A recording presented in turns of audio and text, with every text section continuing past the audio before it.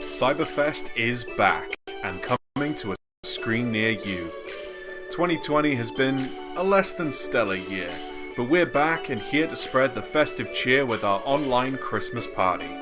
Join us for 2 nights of music, comedy, brewery tours and beer tastings, with 12 unique beers each night which you can drink out of your very own Cyberfest glass.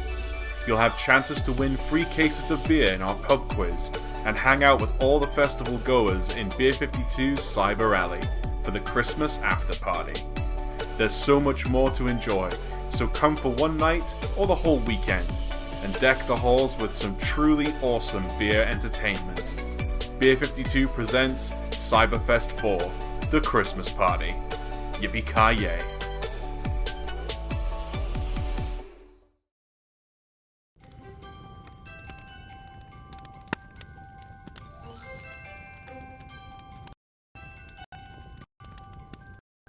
Twas the night of Cyberfest, when all through the house, not a creature stirring, not even a mouse. The beers were placed in the fridge with care, in hopes that Doug and Rich soon would be there. The live stream was displayed across the whole screen, while visions of brewers played scene by scene.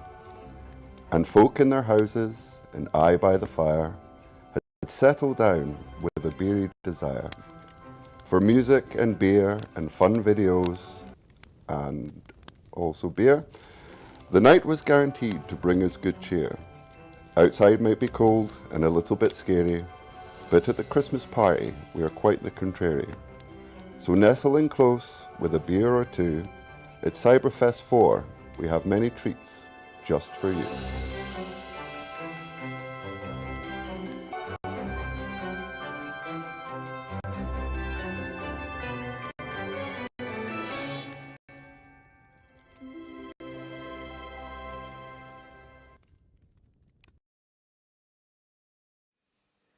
Hello everyone and welcome to the Cyberfest Christmas party.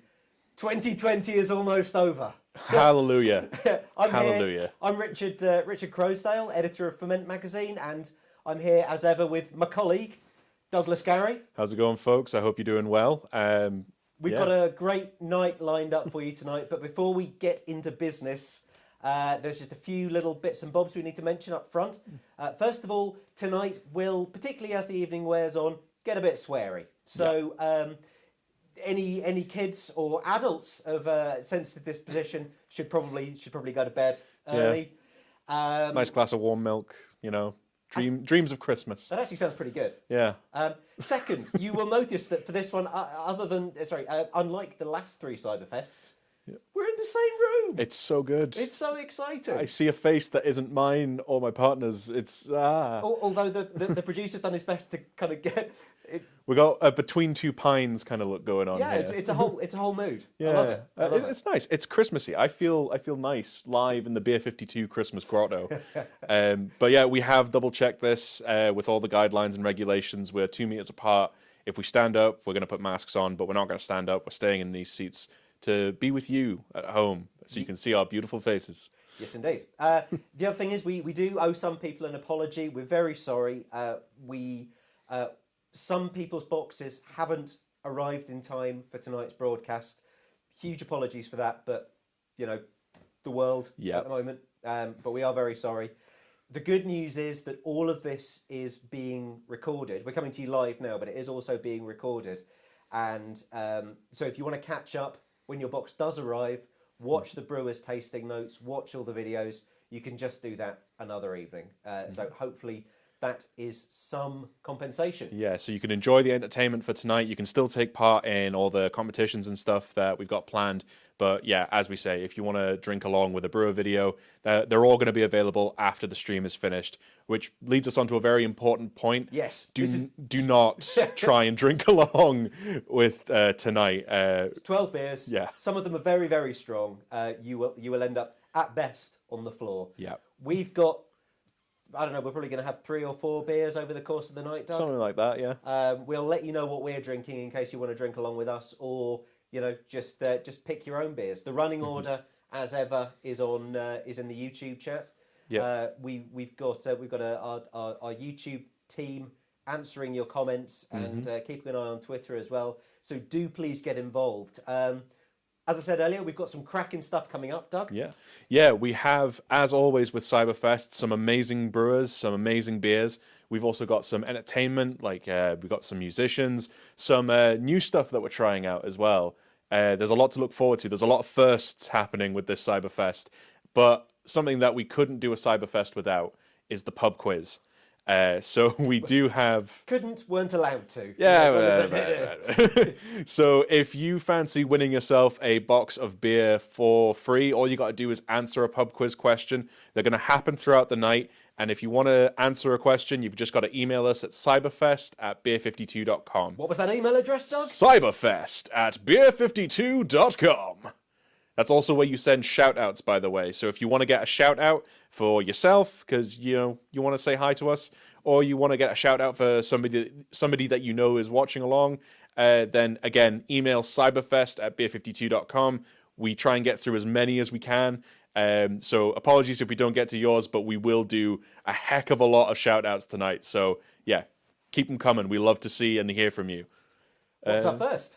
So we've got a lot of beers to get through tonight, and I thought it would be quite nice if we had a little kind of representation of the reaction that we expect from people at home, but also from you, maybe me, Rich. Yeah. So we have a little video package that we're going to show just now from our friends at Fund Freelance Dance. So we're going to roll that for you just now.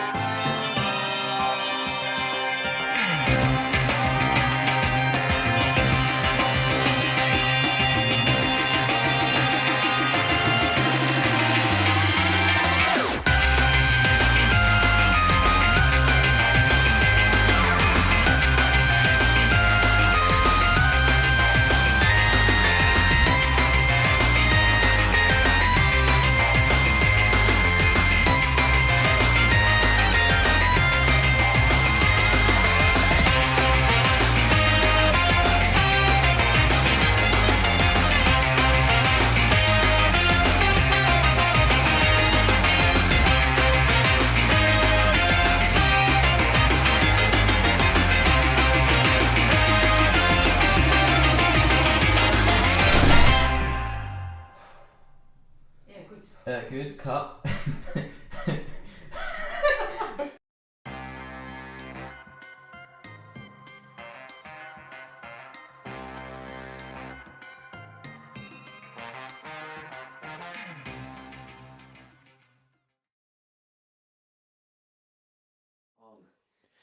was fantastic.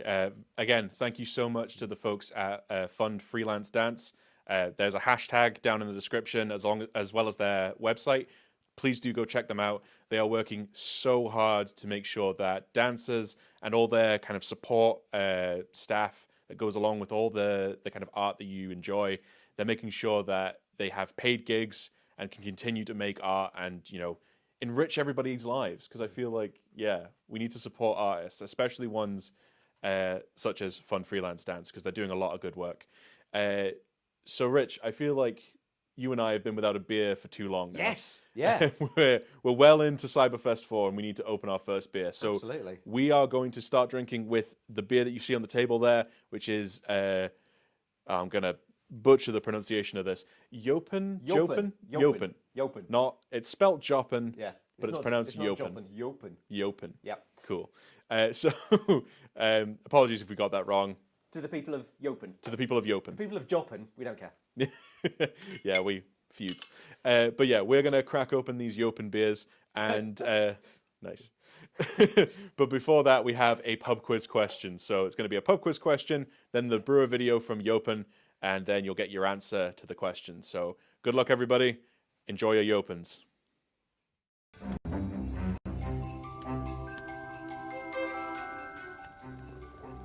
Oh, yes. Oh, hello. The first question this evening is, which fast food chain restaurant is a popular destination for Christmas meals in Japan?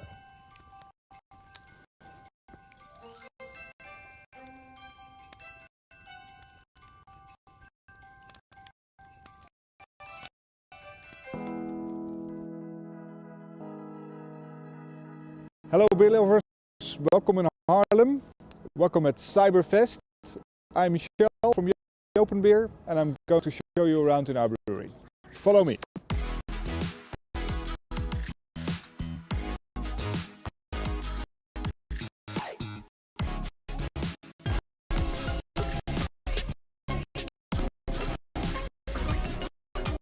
Welcome in the brew house of our second brewery, our production brewery. And the most special thing about our brew house here is that we don't use a louder tone but a mash filter, and that allows us to use more or a higher percentage of difficult grains to brew with. For instance, for filtration, think of rye, for instance, that we can do 100% rye IPA. There's the big blue and white thing in the middle. So that's our wonder machine, the mash filter. From the brew house, we end up in the fermenter street. So here are all our tanks, our FEs, fermenters. They're placed in a rack to be at convenient height. And we ferment our beers here, but also lager the beers here that's being fermented in the church. So we're looking at the bottling line at this moment. At the bottom right, you see the new glass coming on the belt. So we only work with new bottles, and it's going where the labeler is. So all the bottles get a label, and then they continue the belt to the rinser, where the bottles are sprayed with water.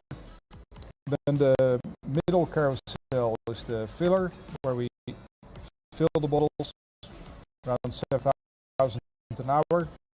Next step is the capper, and then continuing where the control is done on the height of the filling, if it's not underfilled or overfilled, and then to the packer to pack 12 bottles in a case, and then at the end it's palletized to be able to ship out to our distributors.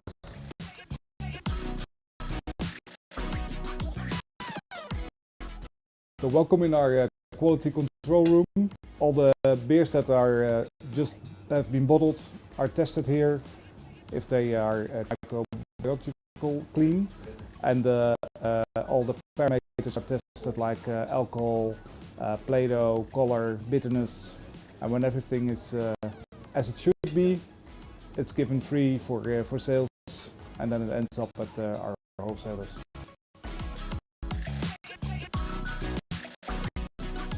Welcome in the barrel room. Next to our hop forward beers, we also do barrel aged beers, so more like Imperial Stouts, rye wine, and other stronger beers. Next to the beers that are barrel aging here, our spirits are also lagered here for storing. So we have a barrel aged Genever, and of course the whiskies are maturing here to be old enough to be called whiskey.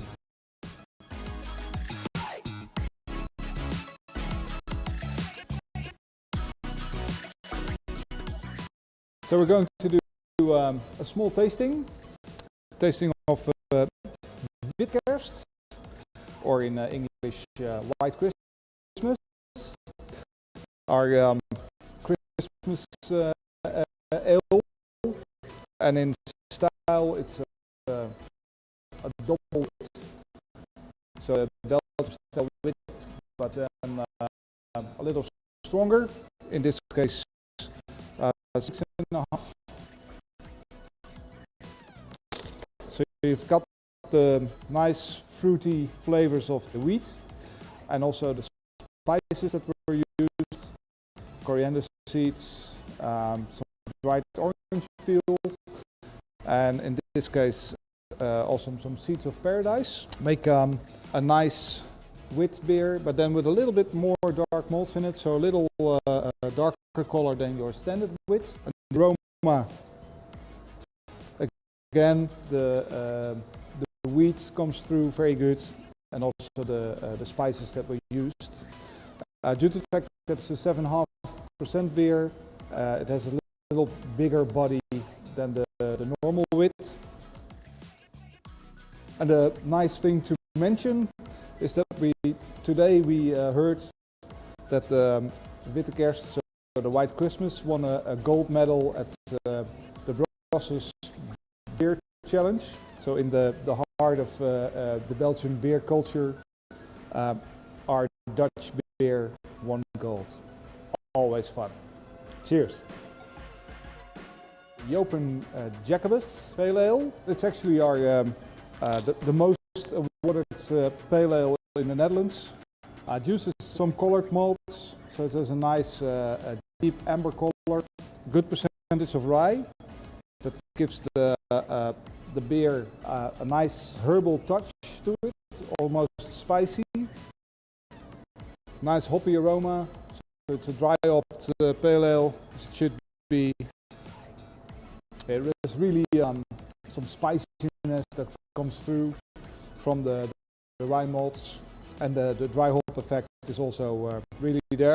It's called Jacobus after our church that we brew in. Enjoy. The Jopen Blurred Lines are New England IPA, 5.3% New England, nice hazy IPA, as you can see, and you can smell the fruity aromas already from opening the bottle and pouring the beer. Real soft fruit tones, little peachy, little mango, passion fruit, real fruit bomb. Very light bitterness, a little bit more bitter than your, say, standard Weizen or wit. Way lower bitterness than a normal West Coast IPA, and it enhances the feel of fruitiness, almost juicy, like overripe fruit. Only 5.3%. Ideal beer for on the terrace, in the sun, and really a nice session beer. Enjoy. Morinel North Sea IPA. Morinel is our flagship IPA, and it's voted as champion beer of the Netherlands in 2015. Every year that the Dutch Beer Challenge has been held, Jopen has had an IPA in the top 3. No year without one. You could say that we're an IPA-focused brewery. So what's special about the Morinel North Sea IPA is that it's an oatmeal IPA. We choose to do that because the Netherlands in the old days brewed a lot with oats, You would almost say that it's a very sweet, fruity aroma. And the oatmeal gives the IPA a big malty backbone, so it's a nice balanced beer. Starts fruity, then the malty backbone, and then a nice bitterness to balance it out and to make you linger for the next sip. It's our flagship beer, and I can understand why. Very nice.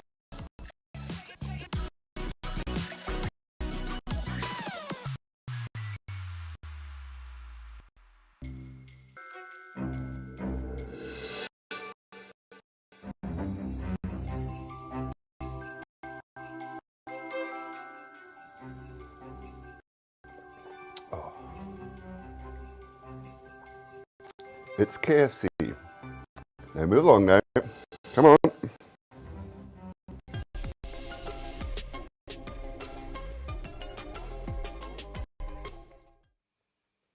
Awesome. Hello again, everyone.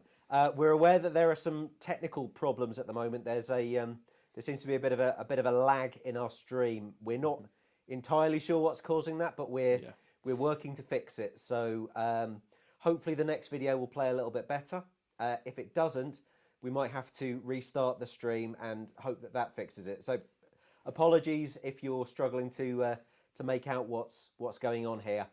Up next, I hope everyone's enjoying the Jopen beer, by the way. I think it's fantastic. It is absolutely brilliant. I can't say fairer than that. No. It's really good. It's really light and refreshing. It's a great way to start the evening. I love the yeast character. It's really it's a good one. Yeah, you see Rich putting in there the technical terms just to make it sound like he knows. Sounds like he knows what the hell he's on about. Yeah.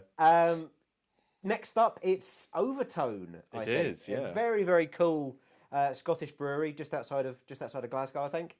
Not been there because the world. Yep.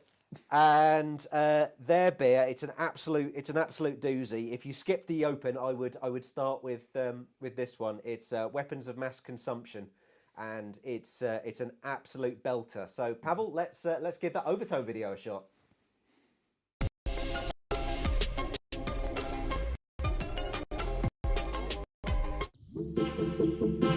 Hi everyone, welcome to Overtone Brewing in Glasgow. Hope you're enjoying Glasfest so far, and I hope you're excited to see what we've brewed for you. So before we get stuck into the beer, I'm just going to tell you a little bit about the brewery and then introduce you to some of the team. Overtone first started in summer 2018, and we're now becoming one of the fastest growing breweries in the UK. We now export to 9 markets, including Sweden, Switzerland, Denmark, Australia and China. We're a fully fluid brewery, which means we have no core range, and we brew up to 9 new beers a month with 2 or 3 rebrews. Every single thing we rebrew is an improvement in itself, because we're always trying to keep ourselves improving. Despite only being open 2.5 years, we've already brewed 150 new beers, and we're already growing that massively. Now let's go see the brewery.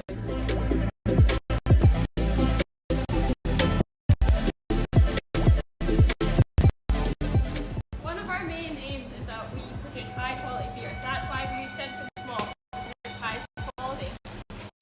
The main seller beer we brew is New England IPAs. These are super juicy, super hazy beers that are loaded with hops. That's why we have a huge selection of hops. And this is only less than a month's supply for us. Hops fade fast though, so please put your beer straight in the fridge and drink it as fresh as possible so you get the best of the flavour. Hi everyone, this is Charlie, so he's an assistant brewer here, so he's going to tell you exactly about where every single beer starts. So we usually start early in the morning and we get the water heated up to shrink temperature. Mash in here. And then you transfer it into the master. Then we start the sparge and run it off. Clear the water, get it into the kettle. The type of beers we do is usually kind of New England IPAs. So we very rarely add any hops in the kettle. What we'll do is we'll chill it. We'll pull it and chill it down to about 77.5 degrees, and then we'll add some hops. Most of our beers get 2 dry hops, 1 during fermentation and 1 at the end. And that gives us the nice beer.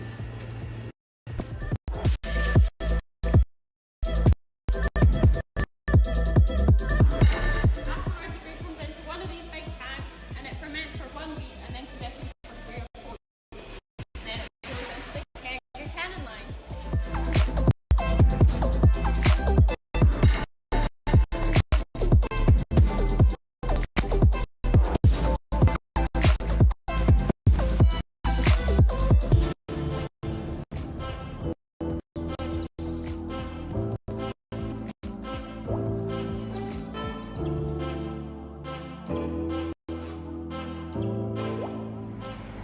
top speed fast, and they need to be kept in a dark, cold space so they can be fresh until they get to your hand. That's why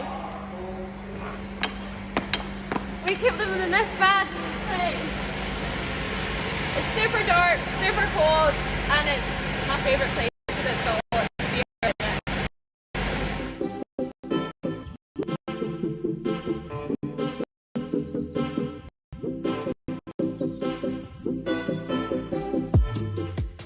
This is where the magic happens. This is where we look at all the beers that we've already brewed so we can start planning what to brew next, what beers we want to do, what styles we want to do, what names, what descriptions, what colour, all marketing, all brewing, all beer. Hi everyone, this is Dan Miller. He's a head brewer with Overtone, so he's going to tell you a little bit about how we came to produce the weapons of mass consumption, which you're going to be drinking today.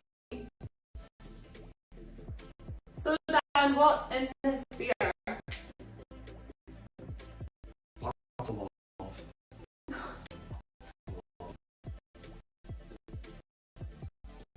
So Dan, what is in this beer? It's a new hop blend from Hopsteiner. It's called Try It. Busy. Told you how to pour beer. That's a good test.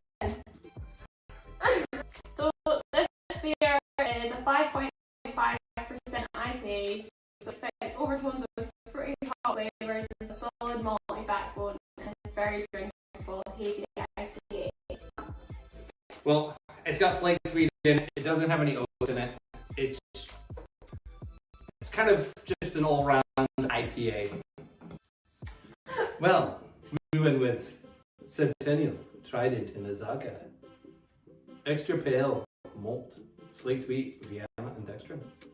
So it's nice and malty in the background. You got lots of hops. It's an all-around IPA. And we tried the ferment yeast that Lillman is using. Give it the haze, you know, and kind of dries it out a little bit. So make it really It's very like dry in the mouth. juicy, hazy. So it's fruity, but then it's still piney and, you know, Yeah, I'm getting kind of piney.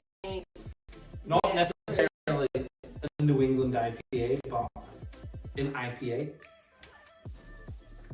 It is a bit bitter on the finish. But I think that's needed for a pale ale because it makes you drink more of it.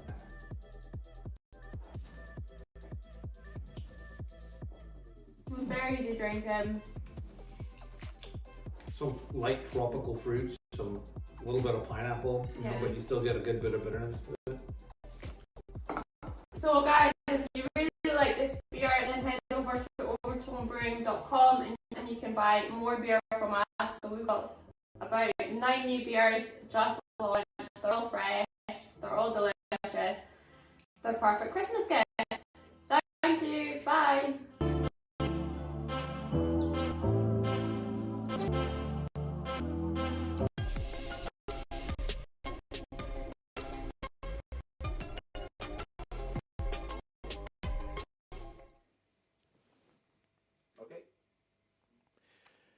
Yeah, so the tech issue persists. We are working on a solution. It will be fixed. Never, ever let it be said that you can run a live stream without any tech issue at all. I think we did it once. Yeah. This is a pretty bad one though. Yeah. So apologies to everyone at home. We are working on it. Don't worry. Should be fixed. Yeah. Very soon. Very, very soon. I think we know what's wrong now. So. Yeah. So we're zeroing in. Yeah. Rich, we're getting towards Christmas. Yeah. Are you feeling Christmassy yet? Have you seen the Coca-Cola advert? I've not, and I've not heard Last Christmas either. So. So you're avoiding Whamageddon. Yeah. It's no, I'm feeling pretty Christmassy. Yeah. I mean, I think our options are somewhat limited this year, obviously, but yeah, particularly being in Scotland. Yeah. I mean, yeah. Being in tier 3. Yeah. I don't know. This is doing it for me, though. I feel Christmassy in this setup, whether it's just because of the trees or the fact that I finally get to hang out with my buddy. Well, I was just going to say, this is lovely. In the setting, though, with you in the chair and, you know, the Christmas trees and the lights, I just want to sit on your lap and tell you what I want for my present. Yeah, I feel like I've come dressed as like a young Santa. Maybe a young Santa who wanted to be a barista. Or like, you know, a coffee shop owner. Barista Claus. Yeah. Just Santa's like very much less successful third nephew, twice removed or something. I don't know. Yeah. Well, better that than Pound Shop Graham Norton. I did this to try and keep up with you because every stream I come dressed in like my usual clothes. Yeah. And then you always turn around last minute and come up with like a fancy jacket. So I thought, I'll match your challenge. Yeah, I noticed that. I thought this was my thing. Yeah. Well, you know, I thought you get to be funny. I get a tuxedo. Yeah. But yeah, I thought, you know, because you know it was getting towards Christmas. Yep. We should dress up a little. You know, make it a bit of an event. No, absolutely. And I've been outdone once more by the sequin jacket. By Amazon. Yeah. So we are going to go into the next video. Hopefully, fingers crossed, fingers and toes, all that crossed. The tech issue will be sorting itself out. This next video is a bit of an experiment for us. Yeah. We thought because it's Christmas or Christmas on the way, the one thing that we really enjoy is a bit of Christmas television. But we're a beer company, not a TV company. Yeah. So, as is painfully obvious. Yes, absolutely. Running this out of the one of the rooms in the office. Yeah. So yeah, we are going to show you a bit of a fun project that myself and Rich have been working on to get you into that Christmas TV mood. Here is the first of our beer dramas.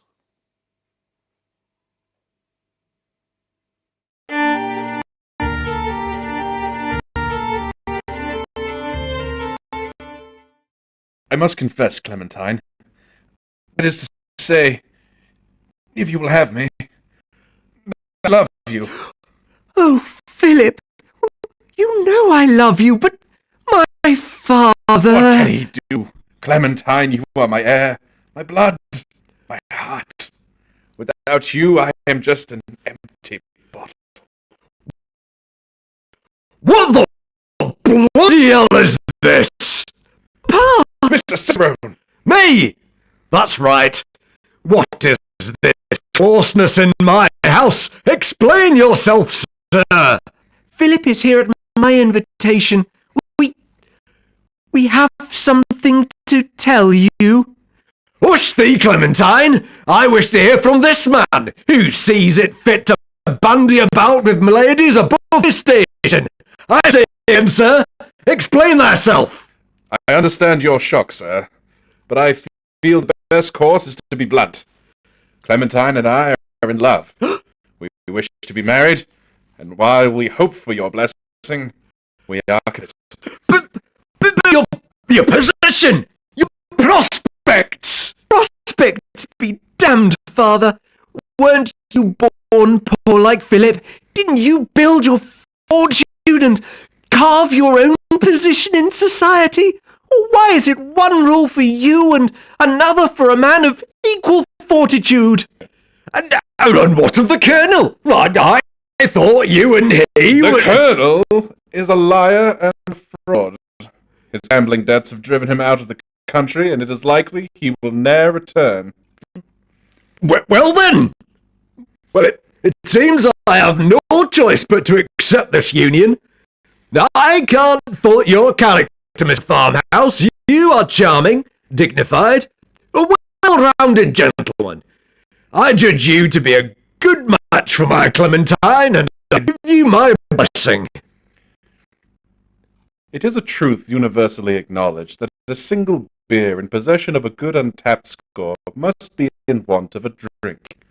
All things being considered, though, each beer drinker must consider the merits of a beer for themselves, and that beer must be rated accordingly.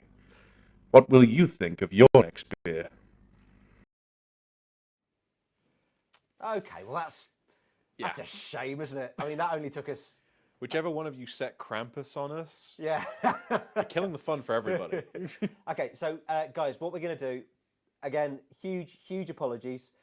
We're going to take a quick break.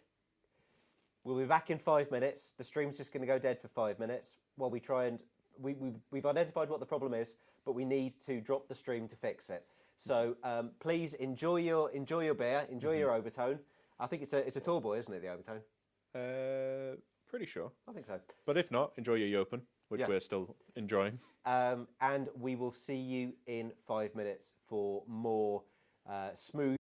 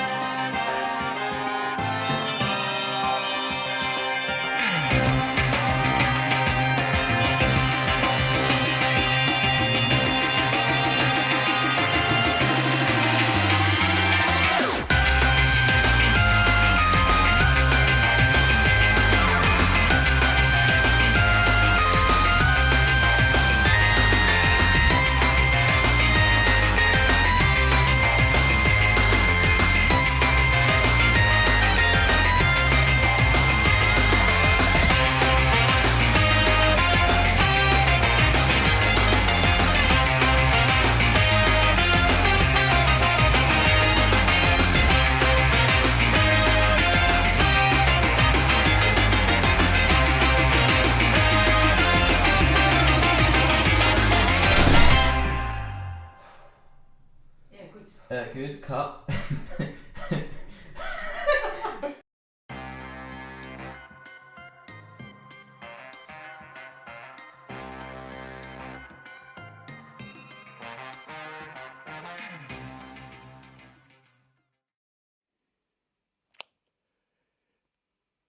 We think we're okay. I mean, the stream's okay. We might not be. We are definitely not okay. Yeah. But yeah, here we are. We are. Welcome back. We're back. Let's hope the rest of the evening goes a bit more smoothly. Who we got up next? We've got another pub quiz question. Yes, we do, and we also have the wonderful folks at Duration. Duration, yes. So we're gonna play that video, and hopefully everything is fine. It's going to be great. There is no lag in Ba Sing Se. We're all good. Yeah, let's play the video. Cheers. Virtual cheers. Yeah. Fingers crossed, everybody. See you on the other side.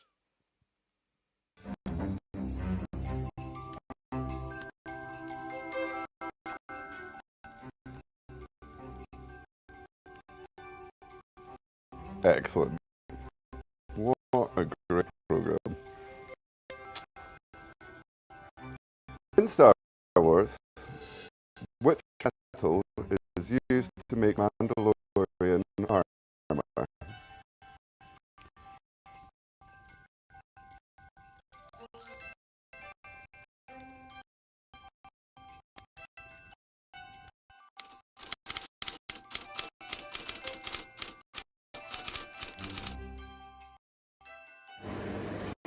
Hey there, you're at Duration Brewing. We're a farmhouse brewery out in West Norfolk. We've been going for a year now. We were collaborative and nomadic brewing before that. Happy Cyberfest. I'm looking forward to cracking one of these guys with you. It's Sweeping Coast, which is our 4.8% West Coast Pale. I said, darling, why so blue? She told me I've been missing you. He said leave on, she said stay. She kissed my lips and quickly ran away.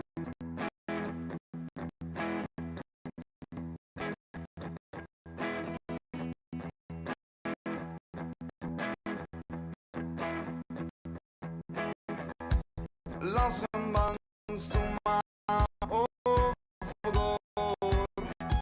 Pull your knife away from my throat.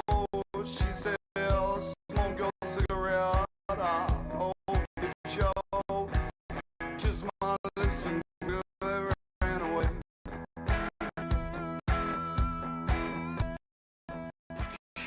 So when we came up with the recipe for Sweeping Coast, we really wanted something that we could imagine drinking on the Norfolk coast with the sun on our backs and just, taking in the landscape. The thing we love about Norfolk is it's forever changing and it's always the same.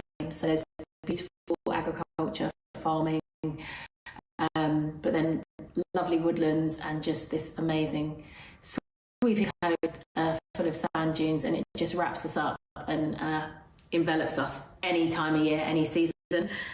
So yeah, we wanted a beer that we could drink pretty much year round. So whether the sun's shining or whether it's a biting cold day and you're going for a brisk walk.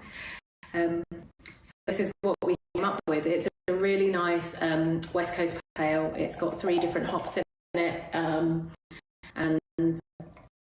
damn it, bloopers. So this has got mosaic that gives that lovely ripe mango. It's also got Zaccharin and Centennial. The grist bill is pretty simple. There's some Pilsner malt in there as well, so it's kind of like crisp and clean. It's got a lovely bitter finish. There's a little bit of resin in there, and it's just, everything you want from a kind of really hot forward West Coast Pale. Cheers.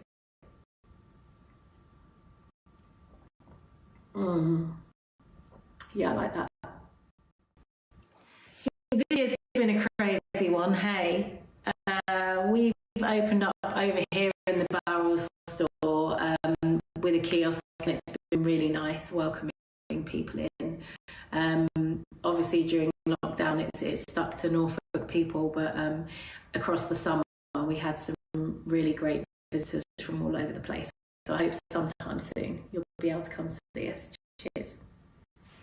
So, that's us. That's it. Hope you enjoy the beer. Hope you have a great Cyberfest. I really want to sort of show you around a bit more. So we've got a video that we prepared earlier.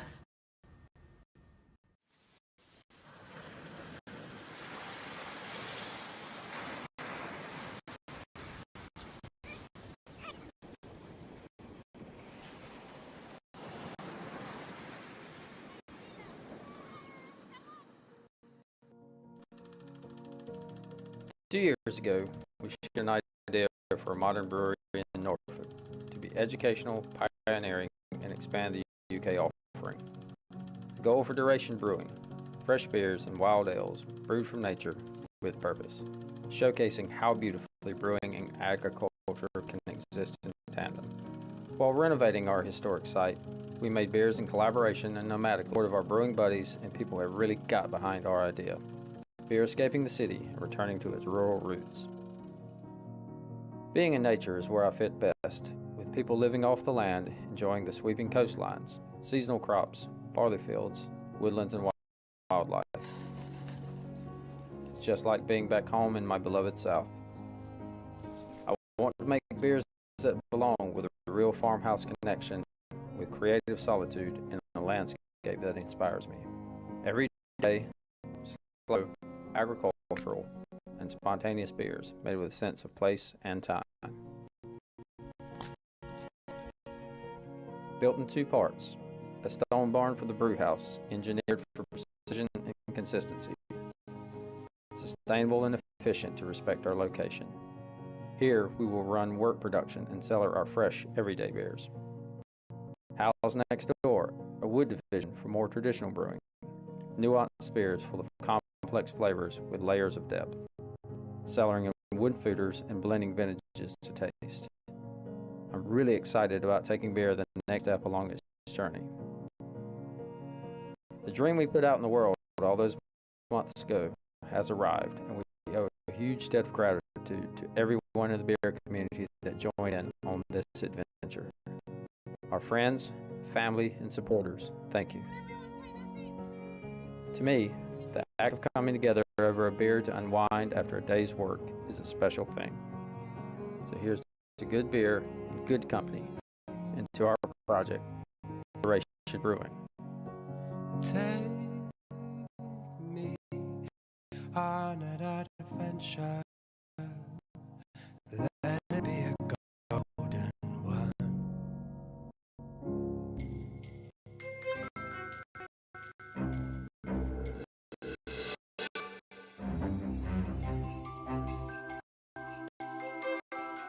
The holiday special is so good. The answer to the question is best color.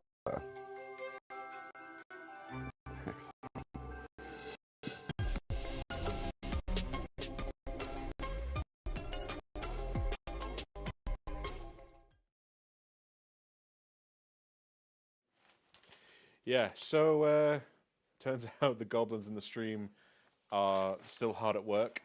We are trying to fix everything. In the meantime, we have got some shout-outs to go through. We do. We have quite a few, actually. Do you want to take half? Yeah, I'll take half. Socially distanced passing of paper. Yep. So, to Alistair Davey, celebrating his birthday in Glasgow and Horsham. Omnipresent, Alistair Davey. Yeah.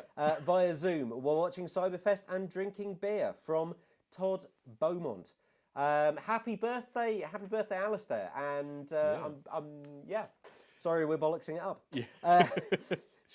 Shout out for Sean and Eloise in London from Stu and Deb in Stockton-on-Tees. Beautiful land of lovely Stockton. Yep, absolutely. Shout out for the beer, obviously, crew, listening / watching / drinking their way through the evening. Aren't we all? Yeah, we're clearly. We also have a shout out for Claire and Paddy from Bristol. They've joined in every Cyberfest, so you'll be able to tell everyone that this doesn't normally happen in terms of the bugs. And they've just finished decorating their tree. Aww. Can you send us a photo? We'd love to see like the Christmas tree. I feel like that needs to happen. We also feel like static images would work very well in the setup that we have going on this evening. Absolutely. We also have a shout out for Stephen. Is it Howling? Stephen Howling. Enjoying the beer. Never mind the bumpiness. Stephen, that is the attitude we need for everybody. That is a can do, Stephen. Yeah, and we should all be more like Stephen. We want to shout out to Sean and Eloise in London and Debs in Stockton-on-Tees. Stockton again. It's all happening in Stockton. The Stockton crew is out in force. The Stockton massive. Yeah. How are we doing, guys? How are we looking? Do we need another? Fraser? Are they okay? Yeah, apparently we're sounding okay. We're just double checking with our tech crew to see whether we can do another video. Well, we can try. Okay. We're gonna try another video. That sounded really enthusiastic. Super optimistic here in the Beer 52 Grotto. We're gonna try another video. Can we just confirm that the audience is receiving you guys fine? Are you seeing? You're seeing and hearing us okay, right? Yeah. If you could tell our chat guys whether you can see, and because we think the issue's just with the videos that we're playing, which is really weird, but. If we could confirm that'd be great. Yeah. In the meantime, if any of you knows a good priest or shaman, witch doctor, cleansing specialist, we will literally subscribe to pretty much any religion, cult belief system. Yeah. We won't burn sage because apparently you're not meant to do that. Apparently it's bad for the environment. I don't know. Really? Yeah, that's what I've heard. But I was like, it's a plant. Yeah. Yeah. Anyway. I think the fire alarms would also go off if we burn sage. So any sage experts out yeah, there? any sage experts, let us know. Let us know. Call us live on. Yeah. Maybe we should just do this. Yeah, brilliant. We should do like a talk radio. Yeah, we'll 3 do hours. We'll do a live Q&A with the YouTube comments. You send your questions in, and we'll make up an answer. Could be about anything: whales, science, playing for time. Yeah, playing for time. I could talk about mantis shrimp. They're pretty cool. Well, I mean, not Christmassy though. They're not desperately Christmassy. No, but you've got, what is it with you and mantis shrimps at the moment? I had noticed this has come up several times in the past couple of weeks. Look, they're like clown-based decapods of death. They're amazing. Clown-based? Yeah, because they're just weird colours. They're multicolored. It's incredible. Like, okay, Google a mantis shrimp. There's basically 2 types of mantis shrimp. There's ones that like snap really like quickly, but there's ones that literally fire a ball of air underwater. Wow. Like they fire a little bullet. Hadouken! Yeah, they literally Hadouken their prey. Like, how can you not be obsessed with a mantis shrimp when you know that fact? I'm asking genuinely, Rich. How can I? I don't know. No, I just didn't know. I didn't know that about me. Have you seen My Octopus Teacher? I've not. I've seen that it exists, and I've seen people tweet about it, but I've avoided. I'm really surprised you haven't watched it because if you like mantis shrimp and your mantis shrimp facts, you will be astonished by the humanity of this singular cephalopod. Yeah, nice. There you go. Yeah, actually, speaking of octopi. Which we were somehow desperately. Because it's Christmas. Have you heard the story about the octopus in the aquarium? This isn't the setup to a joke. This is just a weird story. So I said, why the long face? Hey, how'd you make an octopus giggle? 10 tickles. I didn't get that from a cracker. I wish I did. But yeah, there was this octopus in an aquarium, and apparently what it did was it managed to figure out how to get out of its tank, cross the corridor, get into the tank opposite, which was full of like little fish, just innocent little fish. Yeah. So like when the aquarium staff were walking by, they just noticed that there was these little fish just kept disappearing. And then they found like these wet trail marks, and they followed it, and it was just the octopus. So fat octopus. Yeah, so they checked the CCTV, and this octopus had just kind of slithered its way, slunk its way along, had a nice little Christmas meal, and then slunk its way back. Did you hear that, Pavel? Yeah, I've heard every word. Did you hear that? Yeah. That's the kind of problem solving we need right now. Yeah. That's the kind of lateral thinking. Yeah, just modern problems, modern solutions. I'm just saying. Where does that? So how are we doing? How are we doing? I mean, let's try to do another video and see if that's... Let's try another video. And if that doesn't work, I'm just going to hang my laptop out the window. So, everyone in Stockton, I need you to hold your breath collectively for like maybe 5 seconds. Hold hands. Care Bear stare. Yeah, maybe not 5 seconds. That seems like a bit of a long time. 3 seconds is plenty. To hold your breath? Yeah, I don't know. I don't know what it's like in Stockton. In Edinburgh. Yeah, all right, okay, let's try it. Let's try it. Let's just do it. Play the video.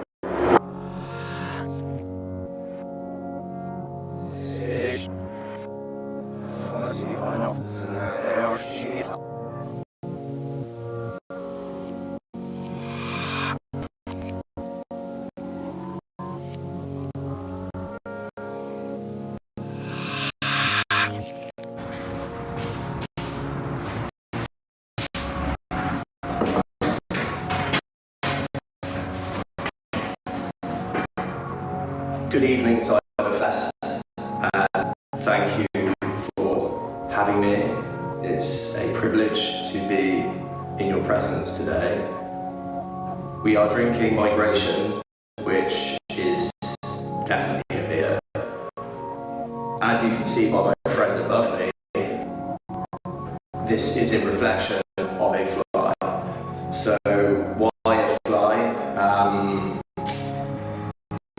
Going back from hundreds of years, it's found that there is a yeast cell which is derived from Patagonia, which essentially looks like it has a very similar gene profile to yeasts that are now used in Germany and continental Europe to make some of the lagers that we're drinking. So there would have been an inward migration of these yeast strains.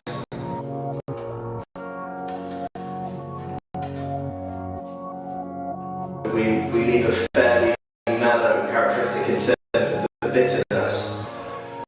It's fairly pale in colour, but actually we use no finings and we don't filter, so this is naturally as you come. It's very lagery and conditioning, and as you can see, it's based head. But in terms of flavours, it's more of full-bodied, almost thick, but with a continental hops, more perhaps of that traditional lager that you see on the continent. It's something which is easy to drink in the summer or the winter, or to be honest, whenever you fancy a drink.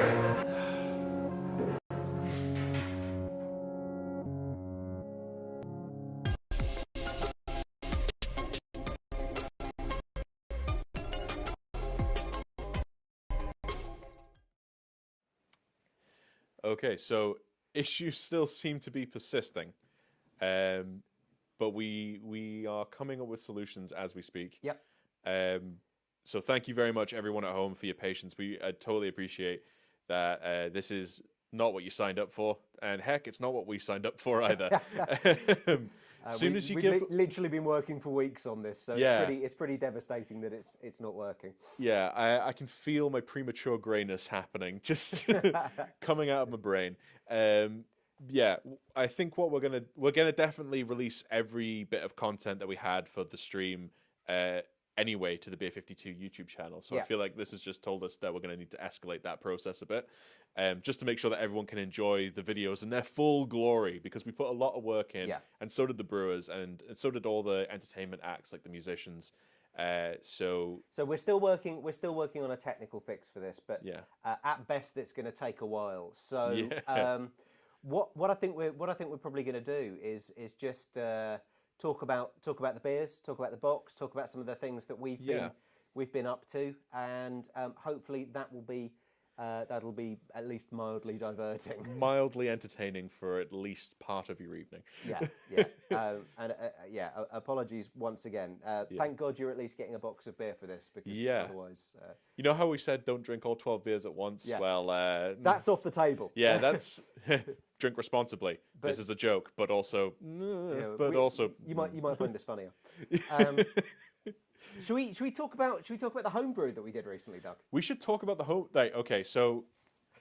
You know how I mentioned at the top of the stream that we had a bunch of brand new content for you guys, and it was going to be amazing, and we were, testing things out, breaking into new waters.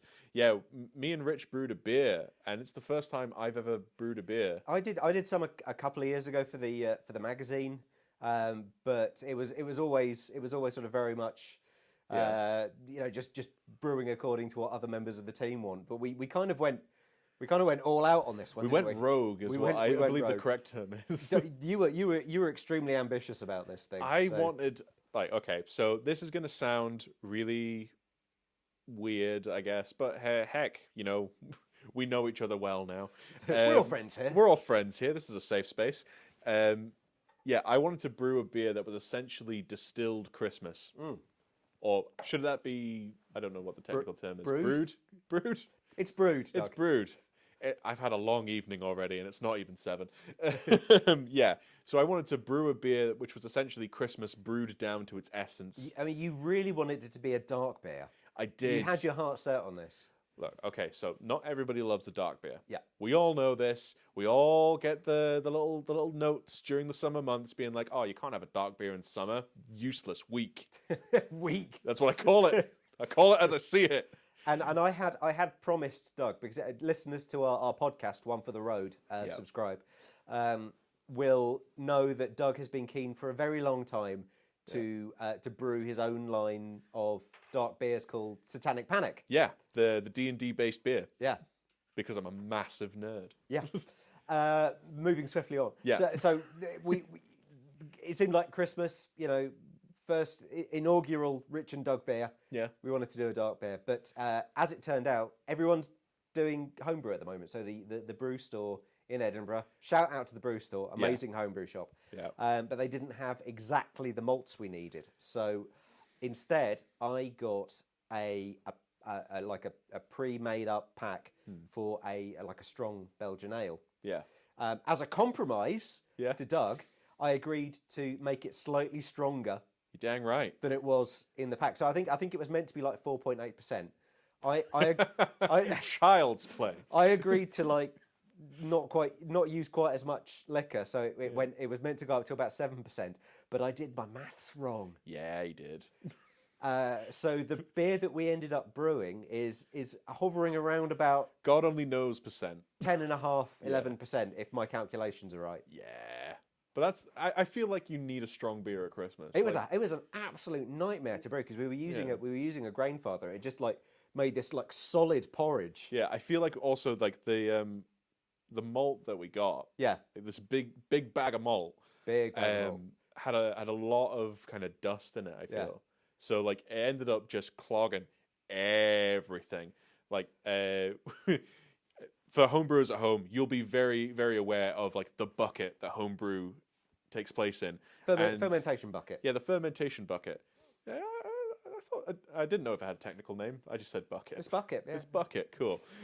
We had about that much sediment at the bottom. Yeah, and then that much beer on top of the sediment. Yeah. So it was enough for about 15 bottles. Yeah. But, you know... For a recipe that was supposed to brew 20 litres. I view it this way. We did get some beer at the end of it. We did? Yeah. Should we... I feel like we should. Like, if not now, then when? Well, you should explain the recipe and how this thing came about. I will fetch the beer. The very technical recipe, everybody at home. We wanted to capture the flavors of Christmas. Now, obviously, we went with the kind of spices that you associate with Yule. So we were talking cloves, we were talking nutmeg, cinnamon, and the underrated Christmas hero. I feel like everyone sleeps on this. The orange. I don't sleep on an orange. Nobody should sleep on an orange. Nobody sleeps on an orange. Like, when you think Christmas, the first thought in your head isn't orange, but it is there. Yeah. In the background, moving things. It's like Glenn Close and The Wife. It's a kingmaker. So, orange, nutmeg, cloves, cinnamon. Those were our flavors. And as Richard said, we used a Belgian, kind of a strong Belgian ale as our kind of like base. So how did we take these very Christmassy, very pungent spices and marry them with a complex Belgian ale? So what we did is we got them together, and we had a look, and we went, "That's about right." Yeah. And then we just flung it in. So to be fair, there was a bit of prep time. We did cut the oranges. Yes. Because we used fresh oranges, not dried. Because reasons. Because reasons. And we ended up with these, like, I don't know, it was like 6 oranges worth of... It's about 6 oranges. Yeah, so it was like 12 orange halves just bobbing about. Basically a tree of cinnamon. Yeah. This much of cloves. Yeah. And like 4 nutmeg that I smashed with a chopping board. Yeah, that was fun. Yeah. If you ever want to get some like lockdown COVID rage out of your system, it was very cathartic. Whole nutmeg and a chopping board, go for it. So yeah, we ended up brewing that. Rich, you have the finished product there. So because sort of the primary flavors for this were orange, clove, they came to the forefront of our imaginations. We I don't know if you've ever done this for a Christmas tree or. I think they do them for some church services as well. You get an orange and you stick a load of cloves in. That's called a pomander. Pomander, yeah. So Doug came up with a rather brilliant title, Pomander in Chief. Yeah, that's right. I don't know if you can say that. We should point out this beer has never been tried. We've not even sipped it. Not at all. Yeah, we did go through some different names for the beer, like Santa's Got a DUI. Oh, yeah. What was the one that you came up with? There was so many. Yeah. Again, there was a video for this, which meant we didn't have to remember everything that we did. Yeah. But yeah, this beer is the culmination of a lot of love, a lot of that'll do. Yeah. I feel like we have really no idea what it's going to be like. So shall I pop it? Before we pop it, because you gotta leave them in suspense for a little bit. We did try it before we bottled it. Oh, that's true actually. Yeah, before it was conditioned. And when we tried it, so no fizz. Yeah, no fizz. Room temperature, sediment, all the good stuff. You know, puts hairs on your chest. I gotta say, it didn't taste bad. I think it did. Well, Rich, I'm an optimist, and I choose to say it was interesting. It was interesting and challenging. It's definitely not a session. No. You are not going to order this beer, no matter how it turns out now. There is no way it's going to end up being like a. If we have to do this for the next 3 hours, I mean, this is 500 milliliters of 10% beer. So when I say it's not a session beer, I mean it's not a regular session beer. Okay. But this circumstance different. I'm gonna pop it. Pop it. This might go all over my trousers. That did worryingly little. But it didn't explode. It didn't explode. That probably means that it's not conditioned yet. But let's give it a go. I mean, that is as flat as a pancake. Well, how long has this been conditioning, Rich? About 4 days. About 4 days. Because that's all we had time for. Look, it's a lacy head. That's right, beer terms. Yep, still smells like Christmas. Oh my God. Okay. Yeah. Okay, so it's slightly brighter than it was. It's the color of mead. Yeah. Which is, I'm sorry, that, yeah. What? I couldn't think of another reference. No, mead's good. Yeah. It smells great. It smells like literally clove, nutmeg, cinnamon, and orange. It smells exactly what Have you tasted like what it yet? it is. Not yet. It's actually quite good. Have we accidentally brewed a... I mean, it obviously needs a bit longer in the bottle to get its fizz. Quite good. It's actually quite good. So before we tasted this, before we conditioned this, we did give it a taste, and the cloves were just overpoweringly there. It was just clove, and then everything else was kind of whispering. The cloves have really mellowed out. Yeah, I'm getting a lot more orange. Yeah, in a very good way. Yeah. I feel like this is, you know, that episode of Black Books where they make the wine from the from like antifreeze, the bunch of grapes. Twigs. Well, yeah, because it's meant to be like the bunch of grapes that grew from the rosebud. Yeah, it's like that if it didn't kill the Pope. Yeah. Like, this is not bad. And actually, the more you drink, the more. Yeah. Oh dear. I'm trying to think what this would. Talking a bit Wolf of Wall Street. Yeah. What's the comparison beer? Buckfast? Is there one? Yeah. No, it's To me, it tastes very Belgian. I mean. Yeah. So you guys at home will have the White Hag's. No, bear with me here. You've got the White Hag, Dark Druid, Gateux. Salted caramel. No, the Gateux. The Gateux. Yeah. Because that's the one in the box. Yeah. Now, if that runs as true as like the salted caramel pastry stout one did, and they seem to be holding to that kind of level of smooth sweetness. It's a very similar quality. It's not directly comparable, but the quality of the mouthfeel is there. I'm so sorry, Bob Coggins, the founder of White Hag. I'm so sorry for what Doug has Bob, just done. We love you, Bob. This is no reflection on White Hag. No, basically, we're as good as you, Bob. I'm not saying that. I'm not. I mean, it sounds very much like that's what you're saying. I'm not saying that, Bob. I'm sorry. I feel warm. You feel warm? I do feel warm. Do you feel Christmassy? Because I feel Christmassy after drinking this. This is great. Yeah. I'm getting the cinnamon now. Yeah. Cinnamon's like an aftertaste with it. This is actually pretty good. Cloves. You know, they use clove oil as they used to use it as an anaesthetic for dentistry. I did know that. Yeah, because it's in Marathon Man as well, isn't it? When the dentist. Yeah. It's I actually can't feel the inside of my mouth. Yeah, they do it. It's a lot of cloves. There was a lot of cloves. About, as I say, about a handful of cloves. Ish. Yeah, I think we misjudged the cloves a little bit. Just a little. Just a little. But I think as a first collaborative beer, Doug, this is a qualified success in my opinion. I think that's good. I mean, we have another few bottles upstairs, so I think once it's conditioned, we'll give that another go. So I reckon what we should do. Do you know what that'd be great with? Yeah, Sorry what? to interrupt you. I'll go for it. A like leftover Christmas dinner, roast beef and mustard sandwich, horseradish. Yeah. No, I get that. That. Yeah. Yeah, definitely. Yeah. I reckon what we should do is when that's had proper time to bottle condition, we should do an Instagram live video or something. Yeah. Of us tasting it again. Yeah. And if it actually turns out pretty good, maybe we should just somehow remember what we did and do it again. You can't. Lightning doesn't strike twice, mate. Yeah. This is just giving me confidence that we should actually brew Satanic Panic. This is giving me confidence. Fair enough. Okay, so what's the should we move? Asking for a recipe. People are asking for a recipe. Oh, great. Okay. So I will upload that later. Yeah. So basically, it big was bag of malt. It was a let's think what was in the malt. Just sort of basic pale malt was the bulk of it. Mm-hmm. I think there was a little bit of caramel as well. torrefied wheat. I don't think there are any oats, but it was a White Labs farmhouse yeast. Mm-hmm.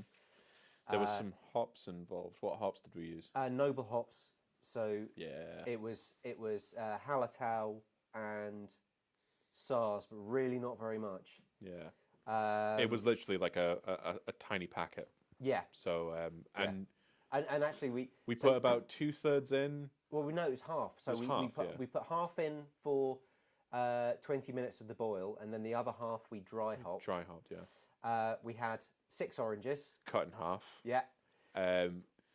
I say a whole cinnamon tree. That I mean, comedic hyperbole. It might have been a couple. Yeah. We'll get those packs of like whole cinnamon bark from like specialty tea shops or whatever. Yeah. Yeah, or like if anyone wants the recipe, email cyberfest@beer52.com, and we will send you the video so you can have a look at basically what we did. Yeah, and we'll send you a copy of the recipe as well if anyone wants to brew it. It'll be scrawled in some kind of blood, not necessarily ours. It depends how well the stream gets back on track. Who knows? Should we move on to another one of the box beers? I feel like we should, yeah. I feel okay. like we should be drinking things that people at home can drink along with. Cause people are actually requesting that. Yeah, good. I'm really enjoying it. Awesome. Oh, good. Okay, great. Well, that's... Whoever you are out there enjoying this... Hi, Mum. How's it going? What beer should we drink? What's up? Well, what was next in the running order? What was next in the running order was Lines Brew. Lines Brew Co. Oh, Lines. God, you know, their video was great. Their video was so good. It was so arty.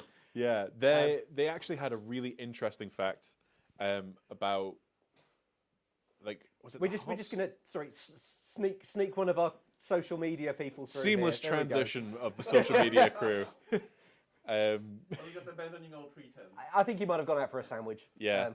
There we go. You know, like, well, whatever. Yeah, Lines Brew Co had this like really interesting fact that, like, I don't know whether it was the hops. It was the hops. It was the hops. Yeah. Was basically due to migration. Hence the name of the beer, of like fruit flies. Yeah. So the reason that hops exist in the places that it does is because of the traveling of fruit flies, which is astoundingly cool. Absolutely blew my mind. How cool is that, guys? I mean, generally, if you ever want to go down an absolute rabbit hole, hops is a good one. Yeah, I recommend Wikipediaing. Wikipediaing? I've had too much of this. Yeah. I've had like 2 sips and I'm already gone. Go on Wikipedia. Just search hops. Fun afternoon. Yeah. The noble hops in Germany, and also what's really interesting actually is the hops that are coming out of New Zealand, because they recently made a brand new hop. Yes. Not that long ago. Yes, they did. So like, if you want to, you find out about a brand new strain of hop. There's some awesome new hops coming. Sabro. You've probably had Sabro in your Beer 52 boxes. Yeah, definitely. That's so interesting. These sort of notes of coconut and vanilla that you'd usually only get from like a barrel aged beer. Yeah. Coming from a hop. I mean, they're so wild. So talking to all these hop researchers, obviously this process takes a very long time. But they're all so excited about the new characteristics that they're discovering now. So I think the next couple of years, while we're on a hop tangent, is going to be absolutely great for hops. But let's move on to another beer. Let's move on to Lines beer. Yeah. I'm gonna just find some place on the table for this dang glass. There we go. Okay, I'm gonna step away and grab a Lines beer. Rich, entertain the folks at home. Okay. I am. What are you doing? I'm gonna go grab a beer. Oh, okay, great. Which is a statement that I've said many a time to you, I know. Rich. Sorry, I was reading this envelope, which cryptically just says which account. What are the options? Ashley and you want to know the password Back now. in a mo. I can't tell that to 1,200 people. Yeah, so Doug's just gone to get another beer. What do you think of my jacket, by the way? I was thinking about getting another paisley one like I had in the last Cyberfest. Should I pelt this at you, or should I hand it to you gently? Because there's one on the table, so you could probably just get that one. Okay, great. This actually slipped down very easily. I'm saving the rest of mine. I'm going to drink from a can. Sorry, I know, heathen, blah, blah, blah. So, no, Lines... Yeah, really interesting brewery, really interesting beer. Yeah. The video was kind of slightly sort of Twin Peaks-esque, wasn't it? It was like an art house film. It Yeah. was beautiful. You will be able to see it. Don't worry. We're not just going to talk about it and then not show you. Like, we will put it on the YouTube.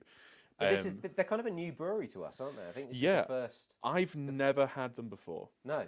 And I'm really excited to try this beer. This is awesome. I mean, this is because I've not had this beer either. So this is us actually tasting this beer for the first time. Yeah. And doing live tasting notes in front of paying customers. So that's fine. They picked the right people to do this. I, a drinker of beer with no qualification except a level 1 Cicerone, which I got like 3 years ago. And Rich, I'm trusting you to come through with all the Right. facts. So what are we even drinking here? So mountain lager. Yeah. Mm. Of course, lager's traditionally brewed in the mountains. Yeah. Is that true? It's actually true. Oh, fantastic. Yeah, because they stored it to ferment in mountain caves. That's where the name lager comes from. Storage. Yeah. Storage. It's yeah. German for storage or That's warehousing. right. I know beer facts. And they put it to ferment in these mountain caves where it was particularly cold, and only strains of yeast that were particularly tolerant to cold thrived. Because this is the thing. I remember you telling me this on an episode of One for the Road, subtle plug, that, you know, I always assumed lager is a style of beer in the same way that IPA, NEIPA, or like stout, porter, whatever, is like, but it's not. It's a process. It's not a type of beer. Well, so in the sort of if beer was like the sort of zoological taxonomy, then ale would be like animals, and lager would be fungus. It's like they're two separate two separate kind of ale and lager. All beers divide into one of those two categories. So when you see someone say like, "Oh, I don't drink beer, I drink Tennent's or whatever," like, then lager is a kind of beer. Yeah, like it's a dumb distinction. Yeah. All right. And for those of you out there who don't think you can do a craft lager, that's a weird assumption to make, because it's a like.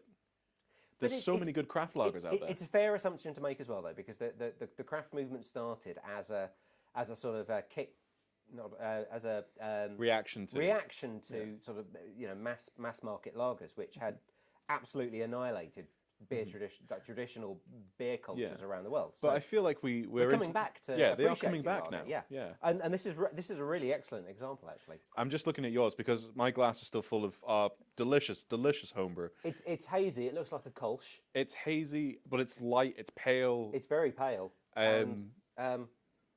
It's very, very light on the palate as well. Yeah. People at home, like, let us know what you think about this beer in the comments, because I would actually love to hear your opinion on it. Especially if you're not normally one who drinks lager, if you're like you've been fully absorbed into the amorphous blob that is craft beer, and you don't tend to drink lager. I want to know what you think of it. I love how personally love how floral it is. Yeah. There's not like a mass with lager. A lot of the time you expect that like kind of really bitter, crisp snap at the end. There's not that.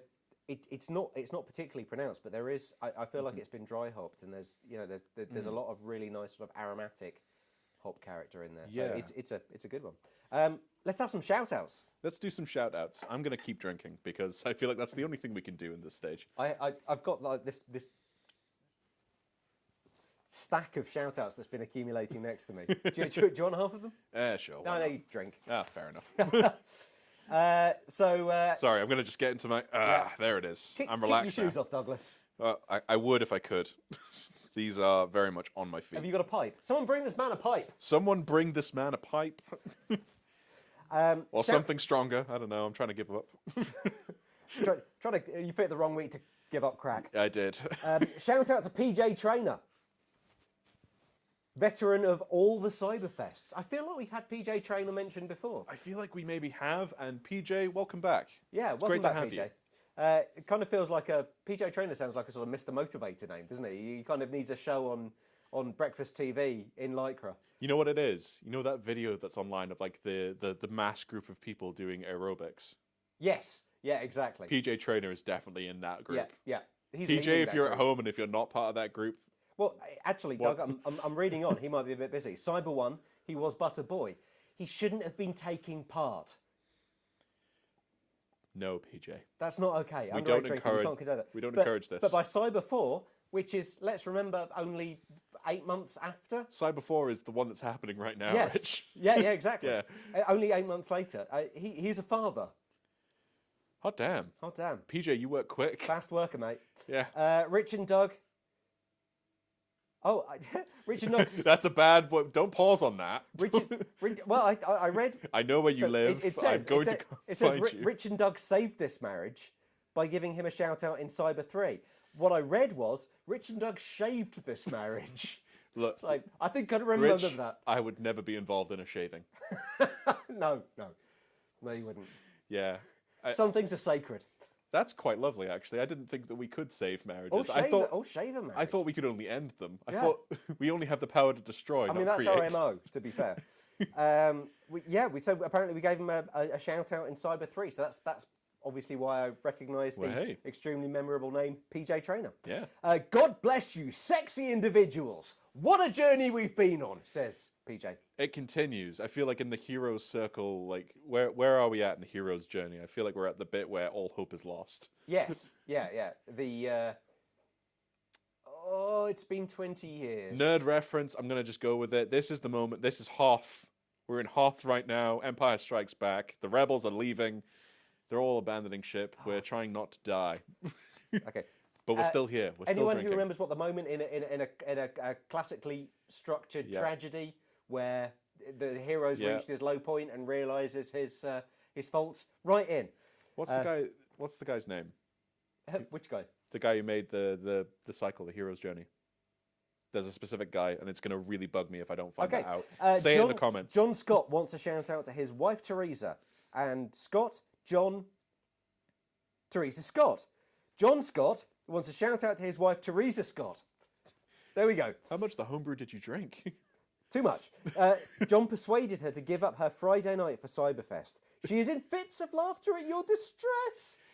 Thank you. Thank you, Teresa. That's so sweet. Yeah. I'm glad we could be entertaining. I'm so touched. Yeah.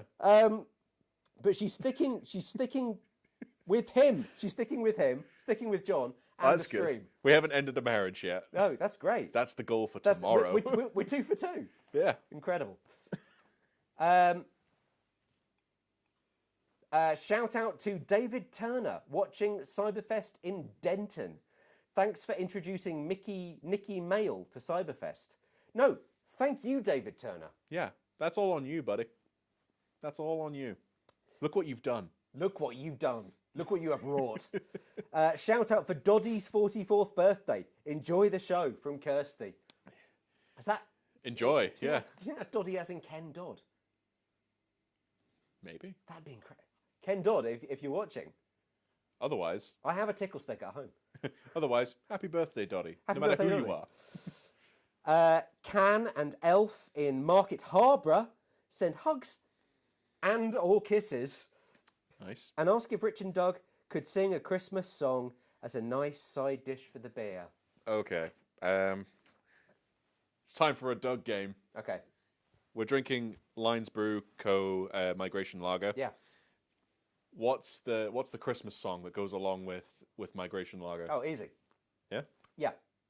Cheeky girls, I am a cheeky girl. Oh, that takes me back. Yeah. Is that a Christmas song? I mean, I can sing it all year round. it's perennial. I feel like we should do a traditional Christmas song. God rest you, merry gentlemen. God rest you, merry Merry gentlemen, gentlemen, and nothing you you dismay, dismay, for Jesus Christ our Saviour was born on Christmas Day. La la la la, Satan's Satan's power, power, la la la gone la, astray. stray. Oh, tidings of comfort and joy, comfort and joy. Oh, tidings of comfort and joy.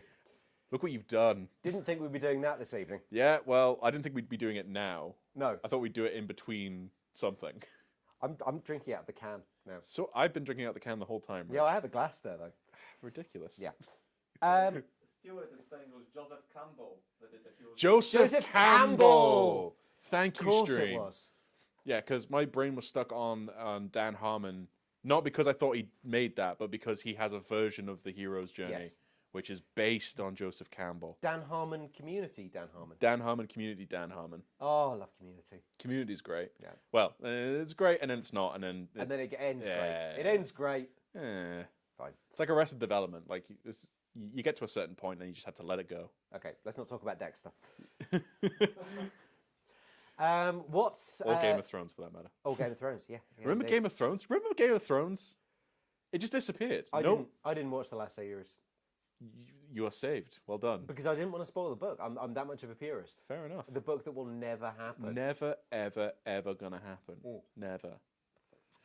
What's your Christmas watch? Like, I feel like this is a universal thing. Like when it gets to Christmas, you know, you're gonna watch like a movie or a TV series or a series of films. And for this Christmas, because obviously lockdown, the world. Yeah. Well, I say the world, the UK and the US and whatever. Anyway, I can't go back to Newcastle, which is what I was planning to do for Christmas. So making a Christmas movie playlist. Yeah, so basically I'm making a Christmas movie playlist, Nice. which consists of Star Wars and Lord of the Rings. The extended edition, there is no other way to watch Lord of the Rings. And ignore The Hobbit. Read the book instead, it's way better. Absolutely. The extended edition, not the theatrical edition. So extended. Which is like 3.5 hours of the Ents. Yeah. For those of you who can remember DVDs, they came in like 9, 12, 24 DVDs for one film. I have that box set. Yeah, same. Yeah. It's great. So my Christmas movies, I introduced my 11-year-old son to Die Hard. Fantastic. The other night, and he enjoyed that tremendously. Mm-hmm. I mean, he's fine with the swearing. Home Alone. Classic. Absolutely. It's a Wonderful Life. Like OG Christmas movie. OG Christmas movie. I'm alive. Yeah, absolutely sensational. I mean, Gremlins maybe. Yeah. Miracle on. I always get the number wrong. I always say 34th. 34th. It is 34th. 34th Street. Yes. Which the original. One? The original. The Of course OG. The original. The OG. Yeah. Not the one with lass who played Matilda. No. But she is also excellent. Mara Wilson. Yeah. And Dickie Attenborough. Dickie Attenborough. Yeah. Ah. Rest in peace, man. Yeah. Yeah. Rest in power. Yeah. Rest in spare no expense. Yeah. Christmas movies. I mean, I love them. Elf. I have a love-hate relationship. I do too. I know what you mean. Not hate. Hate's too strong a word. I have a love. You have a problematic relationship with an elf. Yeah, because I get that. On the one, haven't we all? We've all been there. We've all gone through. We've all been young. What's in the box? Oh, it's Jack in the Box with Gwyneth Paltrow's head.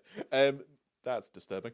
No, but like, Elf as a movie is really, really good. As a Christmas movie, fantastic. Yeah. Do I like Will Ferrell? Do you not like Will Ferrell?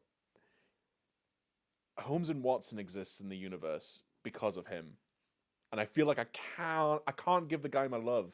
Okay. When he's just done that to Sherlock Holmes.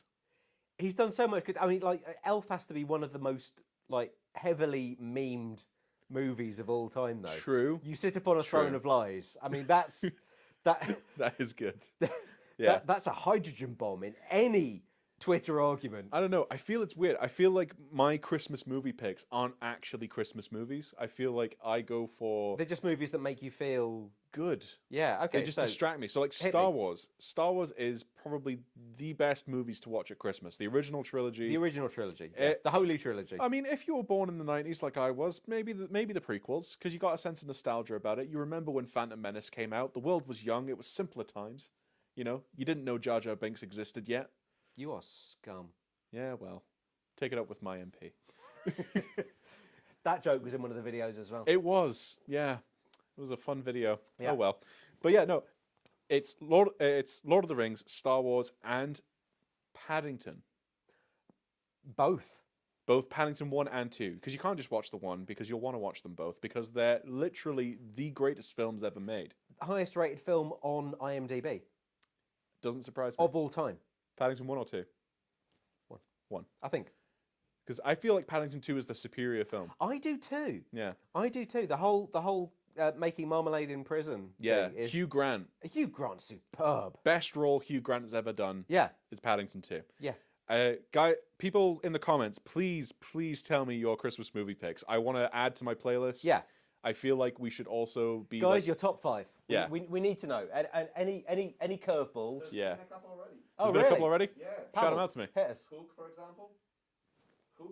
Hook. Hook. Oh, great film. Oh, yeah. Robin Williams. Oh, rest in power.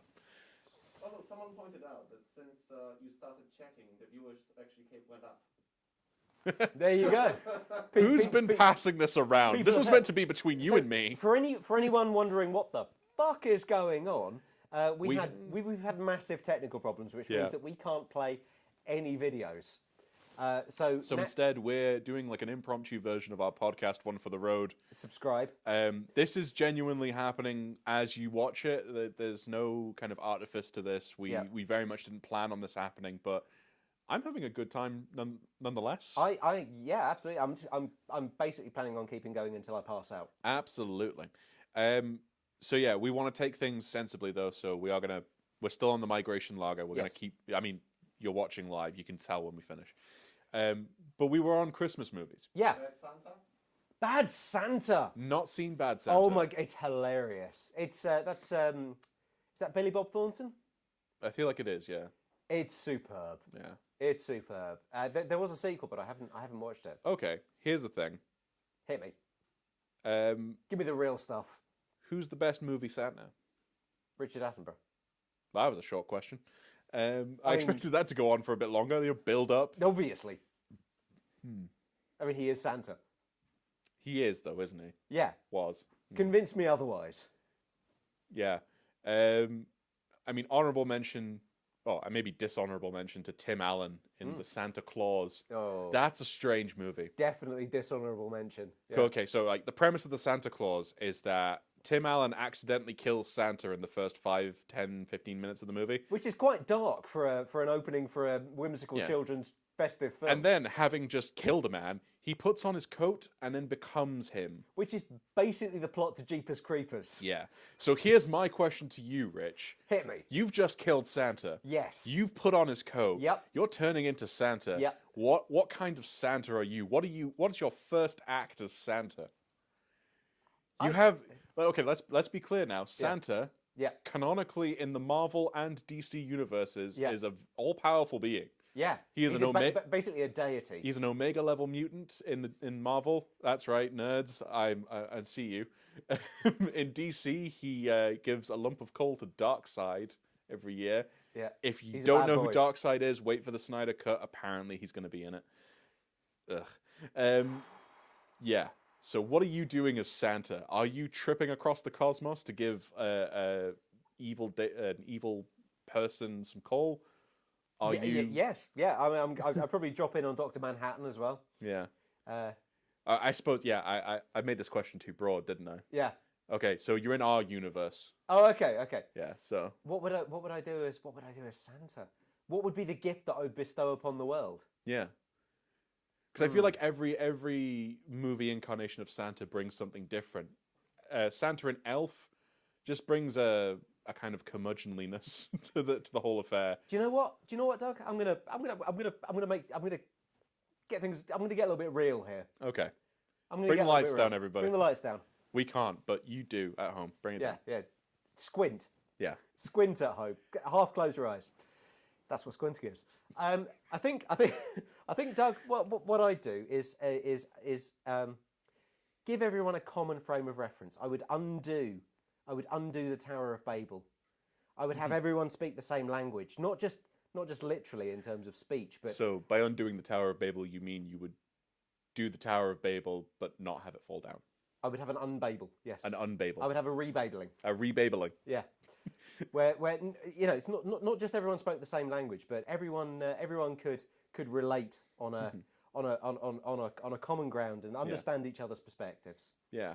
That would be my gift to the world as Santa. That's fair. That's beautiful. And then I would magic 7 hookers and a speedboat and a load of cocaine. And there it is. Yeah. Happy Christmas, everybody. I mean, your intention started out so pure. I feel like I would go around and just. I feel like I'd earned the speedboat. I feel like I'd introduce myself to every family on the planet, just to be like, hey, your parents have been taking credit for my work for the last God knows how many years. How old are you? 7? Cool, 7 years. What's up with that? Let's have a chat. Because clearly, as Father Christmas controls time. Yeah. Right? Oh yeah. Or he has. Otherwise, he wouldn't be able to. Yeah, do exactly. his thing. Yeah. So, and we all know he's COVID safe. He's immune to COVID, as per that got officially announced. He's immune to COVID. I did by the WHO. Yeah. Wow. Yeah. So he can actually do home visits. We should bleed Santa. Yeah, bleed him dry. Yeah. It's got dark. Why is it whenever I try and instigate a lovely, friendly, nice little conversation, we end up dark? We end up with 7 hookers on a speedboat and a drained Santa, draining him like fucking Kvasir from Norse mythology. That which was also in one of the also videos. no, that's tomorrow's video. Oh, yes. So we might have it fixed by then. Who knows? It's because I'm toxic, Doug. It's great to be part of this stream. It's great to be part of this stream. From Sam and Kelly. Thank you, Sam and Kelly. It feels a bit sarcastic. Smart ass. Shout out to Lawrence and Nadia. Been here since Cyberfest 1. Just sitting on the Beer 52 YouTube channel waiting for stuff to happen. Just refreshing that page. Lawrence is Doug's biggest fan. Aww. How'd you feel about that? I feel really weird about the amount of fans that I've accrued over the I know. Like, Shagrid. That sounds like a total brag, and I don't mean it to sound like a brag. I just feel so weird about how popular I am. It gets so difficult when people tell you how beautiful and amazing you are. You're a model. You look like Linda Evangelista. This is a Drag Race reference if anyone's not getting it. No, but it's you do weird. look like Linda Evangelista, to be fair. Yeah, you know. Well, we've been compared. It's the eyes. Yeah. But yeah, I do feel like it's a wonderful thing. Thank you everyone at home who's been following along since Cyberfest 1. This is just a culmination of insanity, I think, on our part. Oh yeah. We just say whatever comes to our heads and try and make it muddle through until the end. So I'm glad that you're all there to enjoy this journey live today, apparently. Big Bill, Cab, Adam, Josh, as drinking from Stone's Throw from Harveston Brewery. Nice. Well done. Guys at Harveston are really good. And shout out to Jody, Matt and Dave, enjoying from Droitwich, while Dave tries to convince them to build an infinity pool.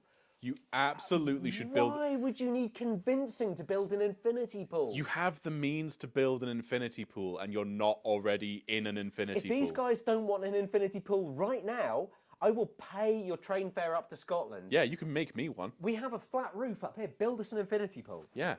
We could do the next Cyberfest 5 from an infinity pool. From an infinity pool. Nobody wants to see us in a pool. Or do they? Or do No, they? no, definitely not. I don't want people to see me in a pool. No. Maybe that's the distinction I should make. Unless I can dress like this. I think that's reasonable. 3-piece suit standing in the middle of a pool We'll with a pipe. we'll get you a neoprene blazer. I know a guy. Right. Should we move on to another beer? I feel like I need somewhere to pour this that isn't gonna. I'm still drinking the lager. I'm quite happy where I am. Guys at home, what are you drinking? Are you still with us on the lager? Have you moved on? Have you left us behind? Let us know. Also, if you have any questions that you want us to answer, like I'm talking literally anything. I will solve any quandary you have. We'll talk about your marriage. We are excellent Agony-ons. We have a lot Yeah. of life experience between us, as long as your life experience consists of mostly D&D. Yeah. Let's talk about D&D. Why not? Why not? You've not played D&D in a long time, have you? It's been a very long time. I recently gave my dice to my 11-year-old son because he's exactly set them free into the world. Well done. Yeah. He's away. He's an absolute D&D fanatic. So here's how the true nerds will tell when you stopped. What edition did you stop on? 5th. Oh, so like 5th is the current one. No, not 5th. 3rd. I was going to say, like, 5th, that's not long ago. No, 5th. So 3rd. 3rd. 5th. 3rd. 5th. Combine them together, you get a chord. It was 3rd. Music. Yeah. 3rd edition. So that's a long time. It's a long time. That's a long time. Yeah. You should get back into it, man. Well, I did recently play a game as a mountain dwarf barbarian, I think. Yeah. So for those at home who don't play D&D, mountain dwarf, you know, your Gimli type, barbarian, hit things with axe. Hit that ass. That's the bard. Yeah. Hit things with axe, ask questions later. Yeah, I feel like D&D is having this big resurgence in the last few years, Yeah. and I really love it because I got into D&D super late. Oh, really? Yeah, I was at university before I got into D&D. Like, and it's like the perfect game. I would have loved to play it as like a child. See, I had a group of friends in secondary school, believe it or not. Really? I did. I thought I was your first. Well, you were. Yeah, and we got together every Tuesday night in the biology lab and played D&D. Admittedly, we were 14 years old, so like most of our quests, the majority of the time was taken up with maidens. And for shame. Maybe this is why teenagers shouldn't play D&D. Yeah, exactly. Mature a bit, but then you can appreciate good like trauma stories. Yeah, like, yeah. Unpack your trauma as an elf. Yeah. Like that's what D&D is about. I love rolling characters. Yeah. And just making up their deeply scarring backstory. There's a website called Hero Forge where you can make custom miniatures. The amount of time I've spent creating characters on there and then never playing them. Yeah. And they've just introduced a color feature so now you can paint them virtually online. And it's just been a rabbit hole that I didn't need during lockdown. I've been trying to improve myself through books. That took a detour. Funnily enough, I'm looking for new lockdown rabbit holes. Yeah, well, there you go. Yeah. Yeah, so folks at home, do you play D&D? I feel like some of you will. I feel like there's the Venn diagram of craft beer fan and D&D player. There's a lot of overlap. As a demographic section, yeah, I would say. Yeah, I'm going to take a fair bet and say there's a few of you in the stream right now. Tell us what you play. Join the discussion. Let me judge your character.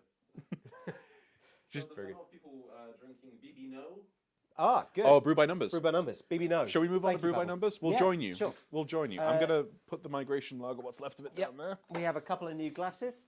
Let's move on to the Brew by Numbers. Yeah. Citra and Amarillo, India Pale Ale. You get my friend? Is this the way to Amarillo? Whatever happened to Peter Kay? The less said, the better, eh? Yeah, I've got him in a well. Oh, fair. Well, now we know where he is. Yeah. That's the important thing. We know that he's in a place. Yeah, actually, it's probably good that this can't go on too long because I've got to go home and hose him down. Yeah. Okay. Oh, that smells amazing. I just got a waft of that. Okay, so straight up off the bat, we've got a very nicely cloudy beer here. Yeah. Like, yeah, that is... Good head retention. Yeah, definitely. It's quite pale. I mean, it's just it's super citrusy. You're getting that citrus woomph right in your face. But also there's quite a sort of dank and bitter hop note. Now, I'm going to try and do the full beer tasting thing. Pretentious fuck. Yeah, that's right. If you see anybody doing this in a craft beer bar, what they're doing is they're trying to hold the aroma in the glass. And you should slap them hard. You should do what you like.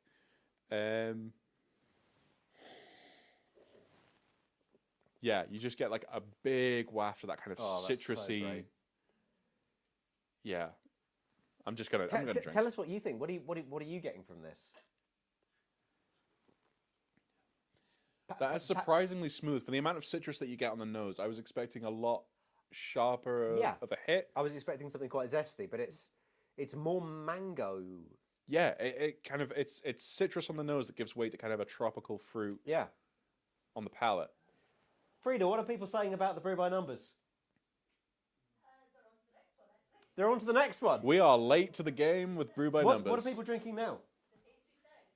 Pastry Stout. You're all drinking the Pastry Stout. Okay. I fucking love swearing. We warned you. Even if it was during a lag. Yeah. I love the Pastry Stouts. Okay. Well, should we? I mean, this is absolutely fantastic, but I feel like we should catch up. Shall I put these aside for later, and we can move on to the pastry stout. We're gonna have so many open beers at the moment. It's Christmas. If people are drinking it, come on, let's. Right, I'm gonna drink some more. Okay, fine. I'm gonna go and put this into the discard pile. I'm gonna put your mask up before you go. Yep. That's right. We're still following the rules. We It's all definitely fun and games until somebody forgets their mask.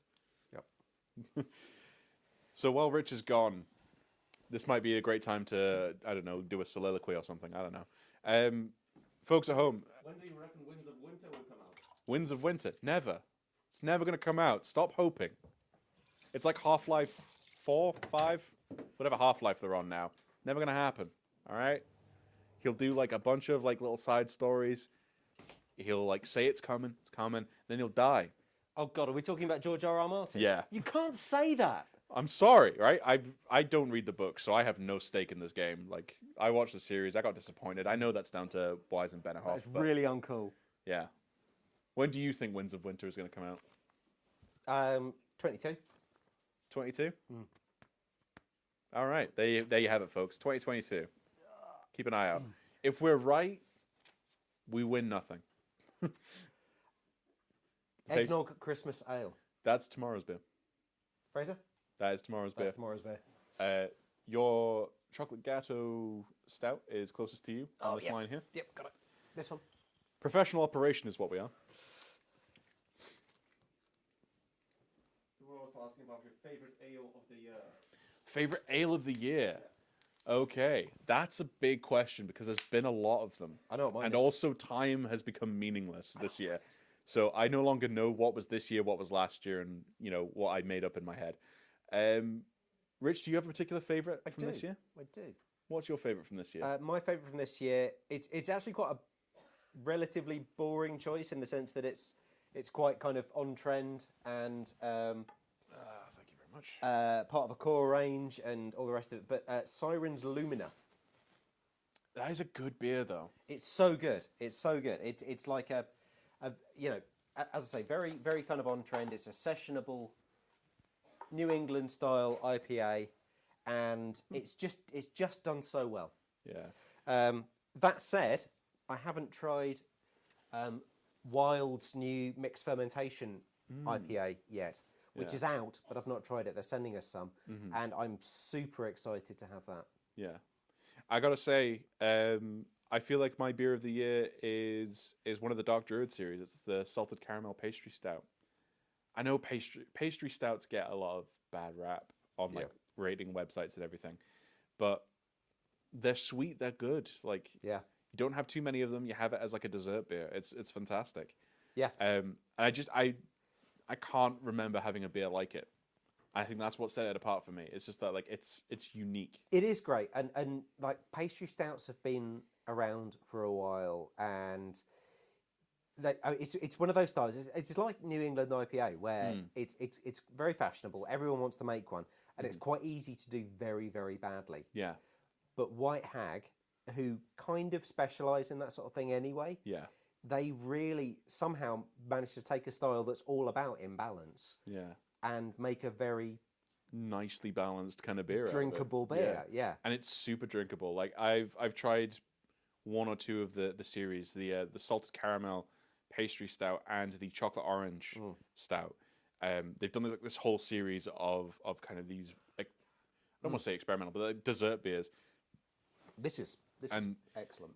This beer is the Gateux, and you immediately get that like smell of like chocolate and cherries, maraschino cherry, and and you just know you're in for a good time. It smells exactly like what it says on the tin. Yeah, and when a beer hits its like descriptor from like the get go, I feel like it's a fantastic sign of a good quality brewer. And it's not overly sweet. I think the temptation with a beer like this is to just dump a load of lactose in it.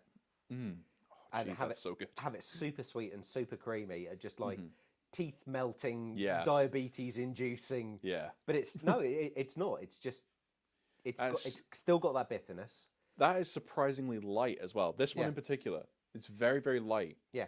You'd normally expect it to be quite heavy with the sweetness. Yeah. But yeah. Are people enjoying this beer, Frida? Yeah, they should be. It's fantastic. Good. Shout out to Bob. Well done, Bob. Well done, Bob. And the brewer, whose name I can't remember. I can't remember. That's really embarrassing. I spoke to Bob as part of a Q&A, which is going to play tomorrow. So if you have some free time tomorrow, tune into tomorrow's stream. Hopefully we'll have the videos working by then. He says, in complete optimism. Yeah. I did a Q&A with Bob Coggins of White Hag, and it was a fantastic conversation. He's such a great guy. Yeah, he's wonderful. Shout outs to you, Bob. I know you're probably watching. And actually, assuming Hagstravaganza happens next year, go to Hagstravaganza. Absolutely. In Sligo, it's just a beautiful part of the world. They're so well respected. They get some of the the top breweries from around Europe and America that just descend on Sligo for a few days. It is a brilliant festival. Absolutely.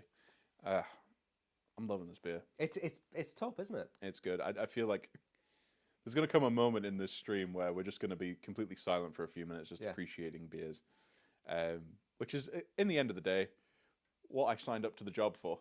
Yes, indeed. Appreciate good beer. Yeah.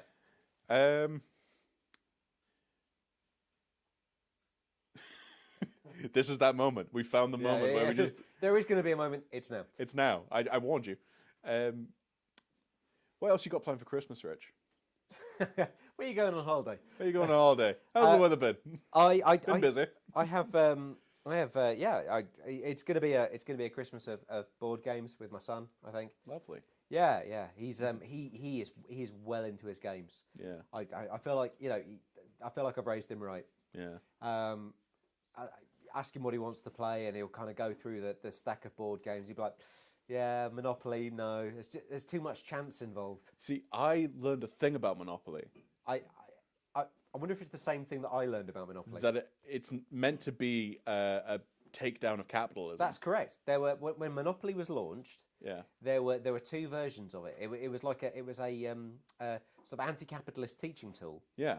There were two versions of it. One where you play collaboratively and collectively and all get richer, and one where you play against each other as capitalist landlords, and everyone gets destroyed apart from one person and has a bad time. And it was the capitalist version that ended up becoming popular. So when you get into the inevitable Monopoly fight, know that is by design. Yeah. You're meant to. You're meant to have a bad time. You're meant to want to kill your family. Yeah. Because it was a cautionary tale against the dangers of rampant capitalism. Yeah. and ironically, the guy who created it got absolutely nothing for it. It was bought by a small games company for not very much. Yeah. And they didn't do very much with it. And then Hasbro bought it. Yeah. And took it. And made it an absolute mega smash sensation. Well, there you go. Christmas facts. Yeah. If you want a Monopoly style game, though, Monopoly Deal is an excellent card game. Interesting. It's a lot more about skill. Bears very little relation to its its counterpart, its board game counterpart, and I strongly recommend that as an affordable and long-lasting Christmas present. I can hear the sound of sleigh bells and reindeers on the roof because it sounds like we have some more shout-outs. By which I mean I saw one of the social media team slide some shout-outs towards you, Rich. Oh, really? Yeah. Oh, splendid. Seamlessly transitioned into that segment. Oh my God. We have a pic of PJ Traynor and his daughter. It's apparently very cute. Pavel, can we get that picture of PJ Traynor? If I have two more hands, yeah. Okay, that will be coming very soon. Yeah. Later. Daniel Nicholson has written a poem. All right, Daniel. You're in my wheelhouse now. Do me proud. Okay, Doug. Can we have some sort of beat poetry? You got your bongos with you? I left them at home. Could maybe do a bit of scatting? I feel like I'll do some clicks when I hear some lines. Okay. Carling tastes like sweaty socks. But Beer 52, it bloody rocks. Ah, yeah. Go in, poet. Sure. Your internet is pretty poo. Speak your truth. Our truth. But my word, you sell some lovely brew. Ah, brilliant. Who wrote that? Say the name again. Daniel Nicholson. Daniel Nicholson, I award you 10 out of 10. Well done. That's nice. You go through the next round of the poetry slam. Yeah. Any more poems? If you think you can top Daniel. Oh, please do. Please send me poems. That's going to be so much fun. Yeah. I think we. So for those of you who don't know, Doug, aside from being a customer service guru and creative content producer, I believe the technical term is. Genius. Yeah. Is also a life poet. Yeah. I for my sins, I have done many years of spoken word, which makes it sound like a martial art. It's really the opposite of a martial art. No, it's not. It's like if rap battles had cardigans and no rhythm. Elbow patches. Yeah. Matt Cowell says, as much as I've enjoyed prior Cyberfests, it turns out this is what I wanted all along. Wow. Matt, thank you so much. You have some weird desires, Matt. but we're here for that. We're here for it, yeah. I feel like people are seeing beyond the artifice now. Exactly. It's like the Wizard of Oz. The curtain has been drawn aside. And you realise that we're just a tiny man pulling on levers. There's another question for you. Hit me. Okay. I've made you Santa. I now make you the Wizard of Oz. Is green really your colour? What are you doing as the Wizard of Oz? What's your gimmick? What's your shtick? That is absolutely not the question I was expecting. Is green your colour? Yeah. Socks and sandals? What? Yeah. What? So I'm the Wizard of Oz. So the Great and Powerful Oz. Yeah. Ooh, tricky. See, I always felt, and I felt this watching The Wizard of Oz as a child as well, that you're kind of meeting the Wizard of Oz in his sort of desperate stages of clinging to power. Yeah. Where he's trying to make himself appear bigger than he is. I think in his early life, yeah, to get to that position where everyone trusts him and fears him, I think he must have done some. He must have actually been great and powerful at one point. He's reduced to this like shriveled, diminished figure. Yeah. I want to see the prequel. There was a prequel, wasn't there? Shit. Oz the Great and Powerful. Really? Yeah, it was James Franco and Mila Kunis. It wasn't very good, if that, by all accounts, like, yeah. Goddamn James Franco. You know what I would do though? I'd drop all artifice. I'd just be a crazy man in like a bathrobe and sandals, just spouting nonsense. I mean, what do you mean you would be? Yeah, true. I'd supplant myself into the Oz world and just be like, what? Wizards? I don't know. Just be Doug in Oz. Yeah. Because I feel like the bar for being great and powerful in Oz is so much lower. Yes. Yeah, you really don't have to do an awful lot. Oh, that's right. I'm coming for you, the land of Oz. You got a unicycling monkey? I got unicycling monkeys. Yeah, monkeys with wings. That's the thing that you've got above everybody else. What was the sequel to the Wizard? There was a sequel. There was a sequel? There was. I don't know it. I think there was. People in the comments say what the sequel was. It was much scarier, much darker. Because there's been several remakes of Oz. Is that not what you're thinking of? Because they did The Wiz. The Wiz was a remake. Yeah. There was one with... The Wiz was a stage musical. Yeah, but there was one with Zooey Deschanel, and like the Tin Man was actually a lawman. It's weird. It's super weird. I mean, if it's got Zooey Deschanel in it, I wouldn't have watched it anyway. And yet you watch Elf. Zooey Deschanel is the human equivalent of Pinterest. Wow. So we're getting the real opinions out of Rich tonight, everybody. And yes, I will watch Elf. Yeah. Thank you. I mean, I will watch Elf as well, but like, yeah, I don't know. I just feel like it's not for me. And that's not a bad thing. Not everything should be for me, but like... Oh, that's right, because Zooey Deschanel is an elf. Yeah. Yeah. How are you just cottoning on? I literally just said that. How much of the homebrew did you drink, Rich? She doesn't look like herself in that film. It's because she's blonde. That's it. Yeah. It's the Clark Kent disguise. Yeah, and she's not got the full fringe. Yeah. Yeah. Yeah. Clark Kent's disguise is weird. Yeah. Like, when you hear it kind of described fully, it makes more sense. But when you just hear it at a casual level, it's literally just a guy in glasses. Yeah. So when you take off your glasses, Rich, I look quite different, actually. Yeah. Yeah. Can I take them off? I mean, I guess so. We're among friends. Yeah, we're among friends. Who the fuck are you? Exactly. Zooey Deschanel. Oh, well, that explains a lot. Yeah. Yeah, no, it's I feel like it's the laziest of disguises. Yeah.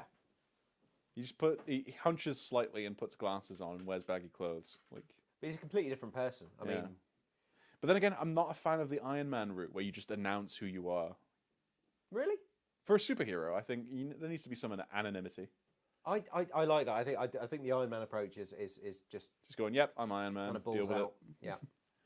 Yeah. I feel like you need to either inhabit it completely or not do it. Yeah. I feel like people in the comments, let us know if you were a superhero, inhabit the role completely, leave it behind. What were you doing? Call us now. Call in. Call in. 020-777-5235.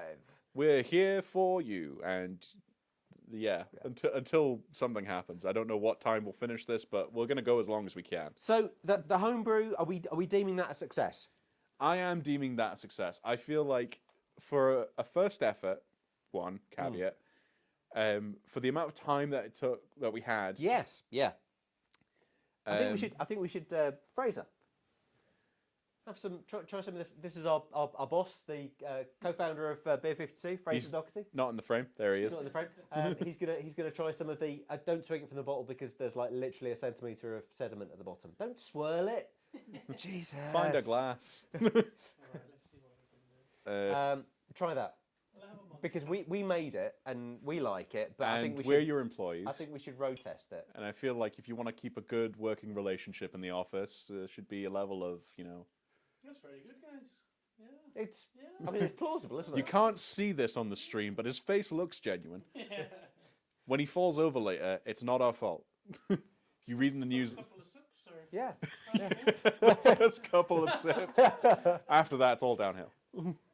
Or you lose sensation, I think, after the first couple of exactly. sips. It's the clothes. Have we made hooch? We've made some kind of like anesthetic hooch. I think we've I mean it's face number, definitely. Yeah, that's the new name for it. Face number. Commander-in-Chief, aka face number. Yeah.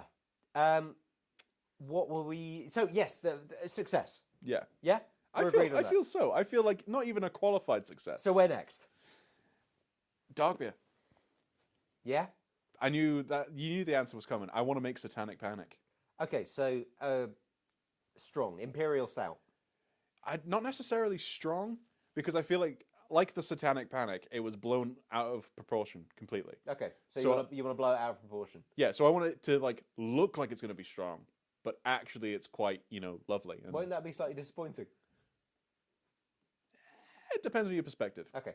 Maybe the other way around. Maybe it's deeper than what you imagined. So it looks on the surface to be an innocent game, but actually, Satan. Okay. Right. We could attempt to play some videos on a new machine. Okay. Okay, so things are happening now, people. Technological things are happening. We could potentially be able to play some videos. Should we? Would that involve a break in the stream? Yeah, it would involve like a 5-minute break. A 5-minute break. Aye. Could we do it faster? I mean. Okay, let's 3 minutes. Let's give it a go. We have a everybody. new iMac plugged in, which our producer Pavel believes might solve the technical problems we've been having, and you can watch some of the content that we've lovingly created. The content that took me a while to make. It took us a while to produce. Took us a while to produce. I wrote the script. Dang it. So, if you want to catch us in. Stay tuned, basically. This will hopefully take less than 5 minutes. 3 to 5 minutes. And there's a good chance that we will be back up and running. So things to remember while we're away, get your shout-outs into cyberfest at beer52.com. We want to hear more from you.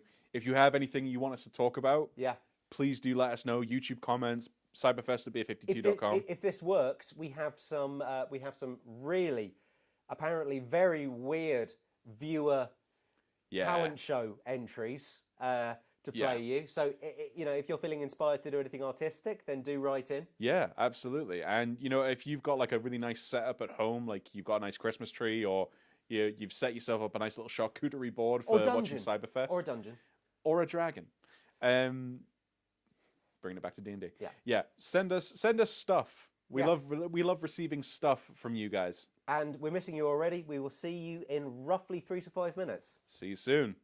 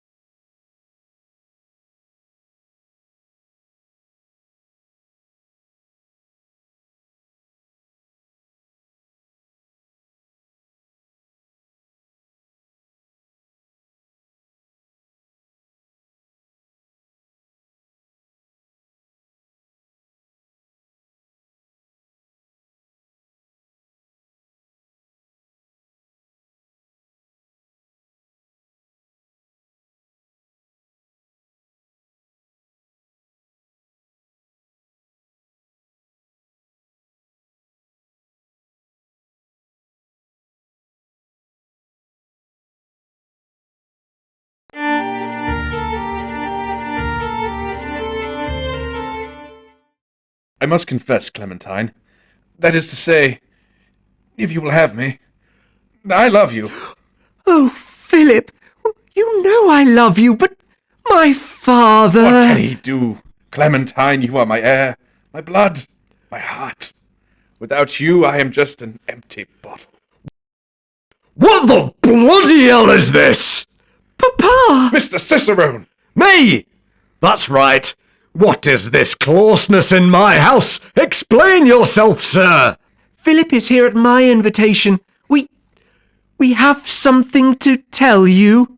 Hush thee, Clementine! I wish to hear from this man, who sees it fit to bandy about with ladies above his station. I say again, sir, explain thyself.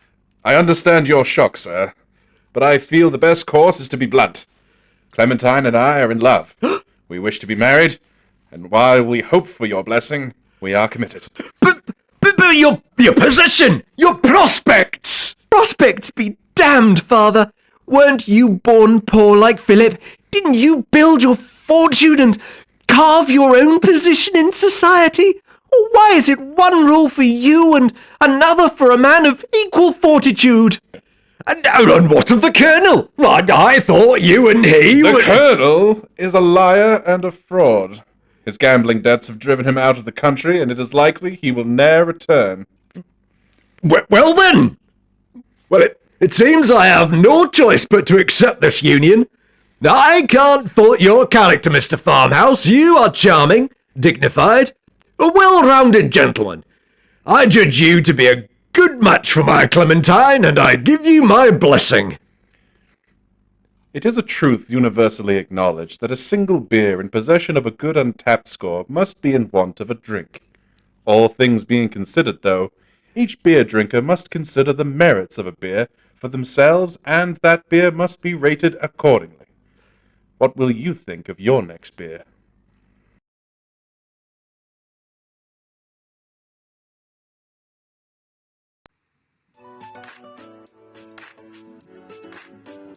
I don't get ready, I stay ready.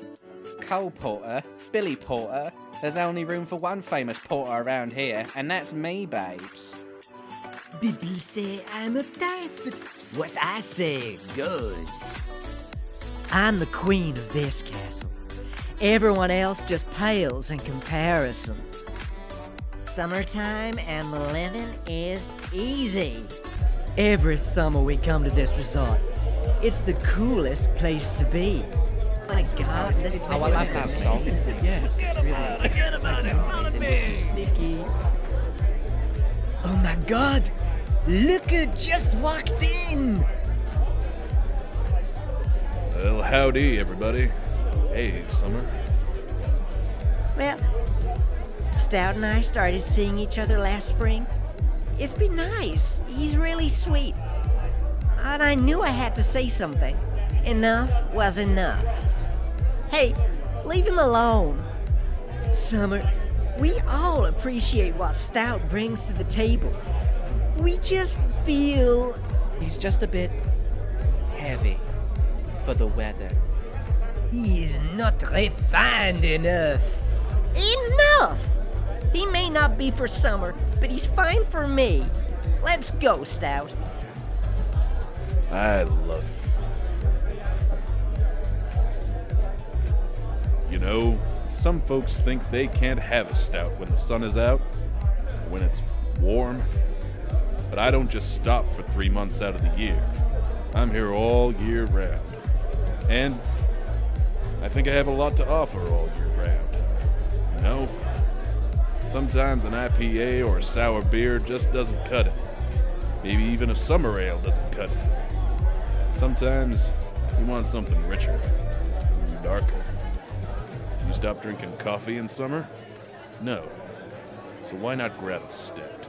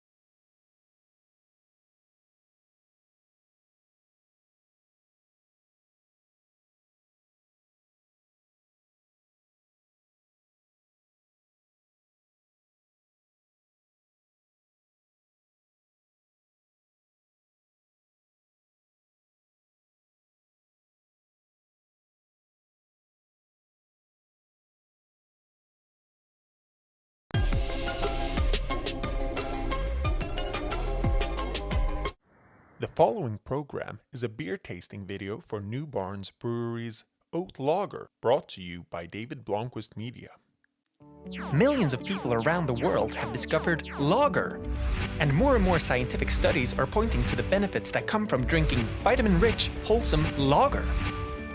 There's nothing like the straight-from-nature taste that comes with every pint of fresh brewed lager. And no one knows the goodness of brewing better than the godfather of lager himself, John DeJohn.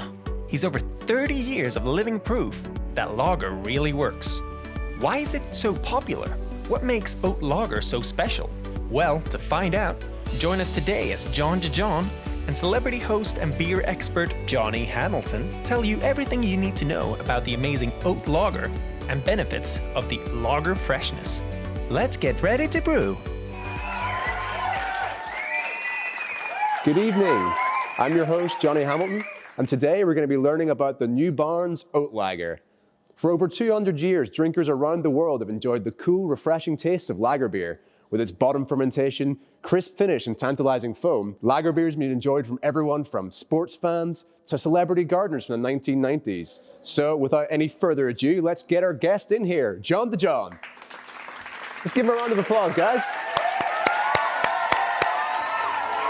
Thanks for having me. So, John, it's been a heck of a year.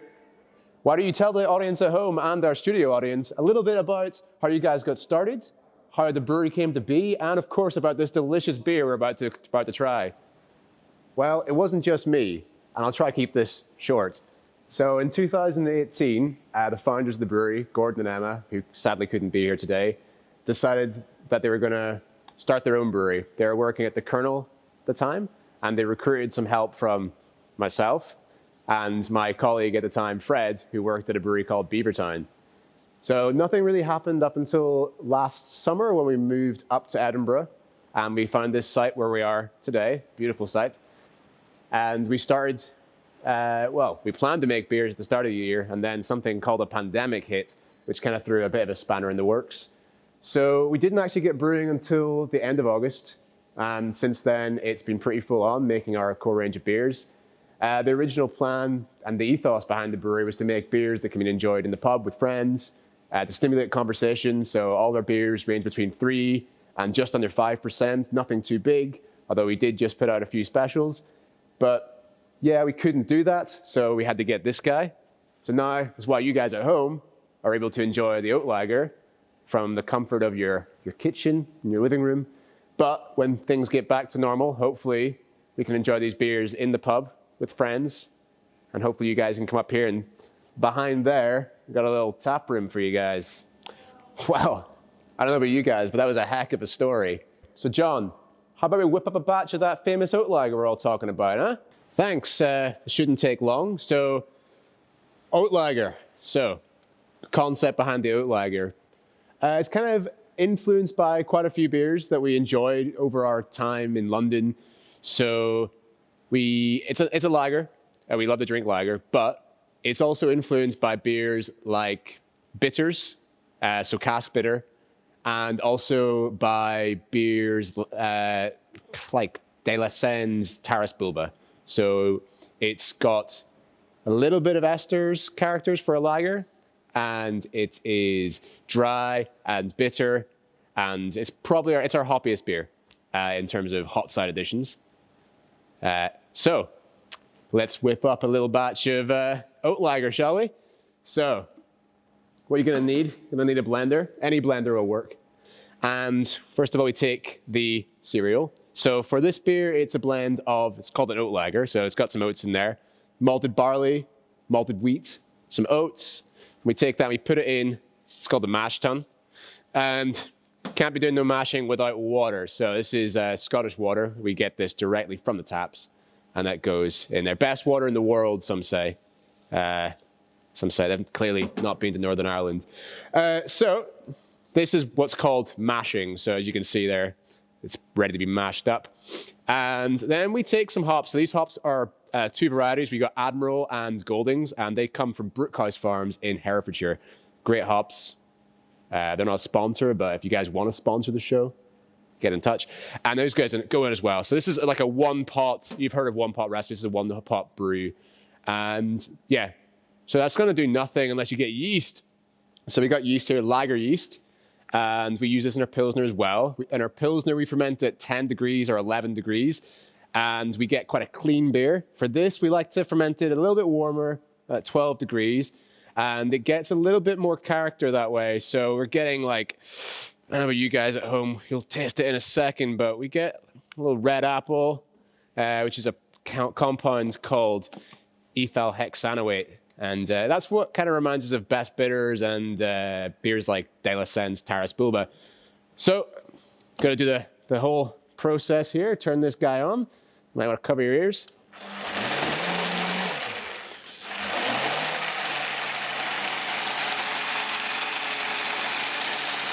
And this takes about, let's take the whole thing up and give it a little shake there. You see that at home? So it's got the consistency of a porridge. And the whole process shouldn't take anywhere more than 7 hours. So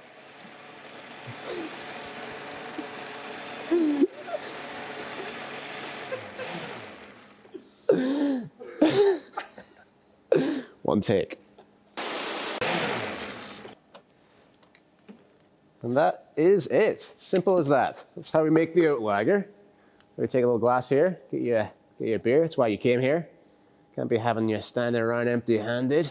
So I like to do this. I like to get a little bit of that foam, get all the goodness, because foam is important. Let me put that down and let me know what you think of that.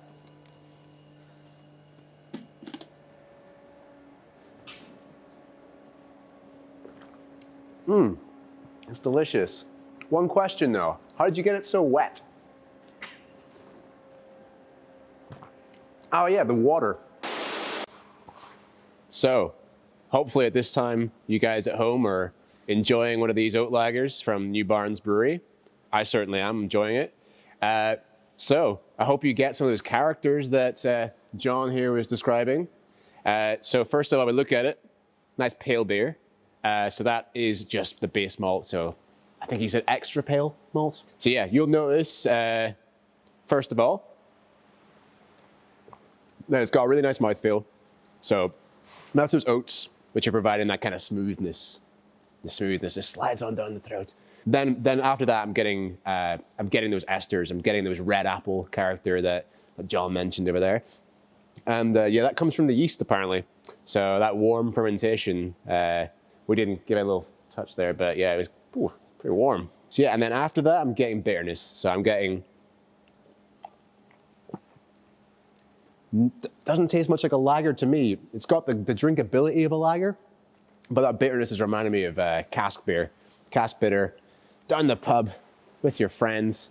I mean, I've never tried this beer. He keeps talking about the De La Seine beer, but after trying this, I'm probably going to go out and get myself one of those. Now, just a really interesting lager, not very different to most lagers that you will have tried, but definitely a lager. It drinks like a lager. I don't know about you guys, but I'm going to go finish this. And just want to say thanks to you guys at home for watching. Thanks to John, of course, for his time. And sincerely, to all of our audience out there in the studio, at home, on the internet, thank you. And John, have you got a few words for the audience at home? Well, thanks for having me. You've been a great host, I must say. And yeah, thank you for everyone at home for listening and watching. And I hope you guys, I personally can't wait to get off set and have one of these myself. But good night.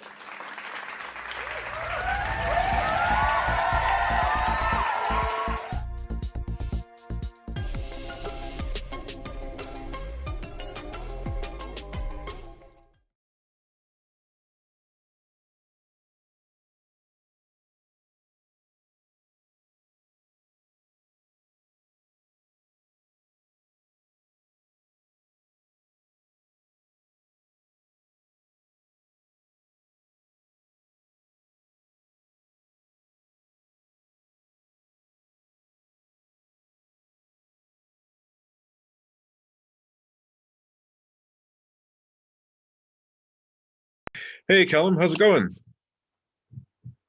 Hi, Doug. Good, thanks. How are you? Yeah, not too bad, not too bad. So obviously we're playing this live on the night at Cyberfest 4. As you may be able to guess from the background, people at home, I am in the setup as we speak. But we are going to do a bit of a tasting with Callum here from the Beer 52 team. Callum, do you want to introduce yourself and just tell people at home like what it is that you do for us? Because you have probably one of the most important roles in the team. Absolutely. Cheers, Doug. And yeah, thanks everyone for joining us this evening. So basically, yeah, I'm the buyer here. So my job is the tough task of basically tasting all the beers, working with all the breweries, and ultimately picking the selections that go in the boxes. So all the good beers, all the bad beers, they're down to me to blame, but they're mostly all the time they're absolutely excellent. And we're so lucky we've got a wide range of suppliers and breweries to work with. So Cyberfest is always great fun because we can be a bit more expressive and get some nice tall boy cans in there as well, and loads of different styles. So yeah, really looking forward to Cyberfest and the sort of Christmas edition as well. Yeah, when we were unpacking all the kind of Cyberfest beers, I noticed that there was a good healthy number of tall boys in there, which is always fun to see. But what's it been like, getting all the breweries together? Because we've not really had a chance to speak to you in previous Cyberfests about like what the process is.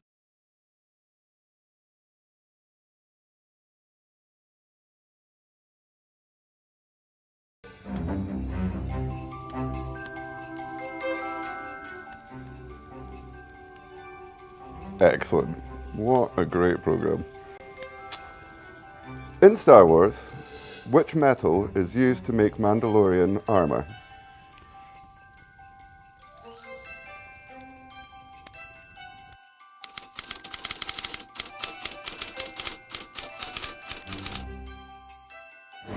Hey, Callum, how's it going? Hi, Doug. Good, thanks. How are you? Yeah, not too bad, not too bad. So obviously we're playing this live on the night at Cyberfest 4. As you may be able to guess from the background, people at home, I am in the setup as we speak. But we are going to do a bit of a tasting with Callum here from the Beer 52 team. Callum, do you want to introduce yourself and just tell people at home like what it is that you do for us? Because you have probably one of the most important roles in the team.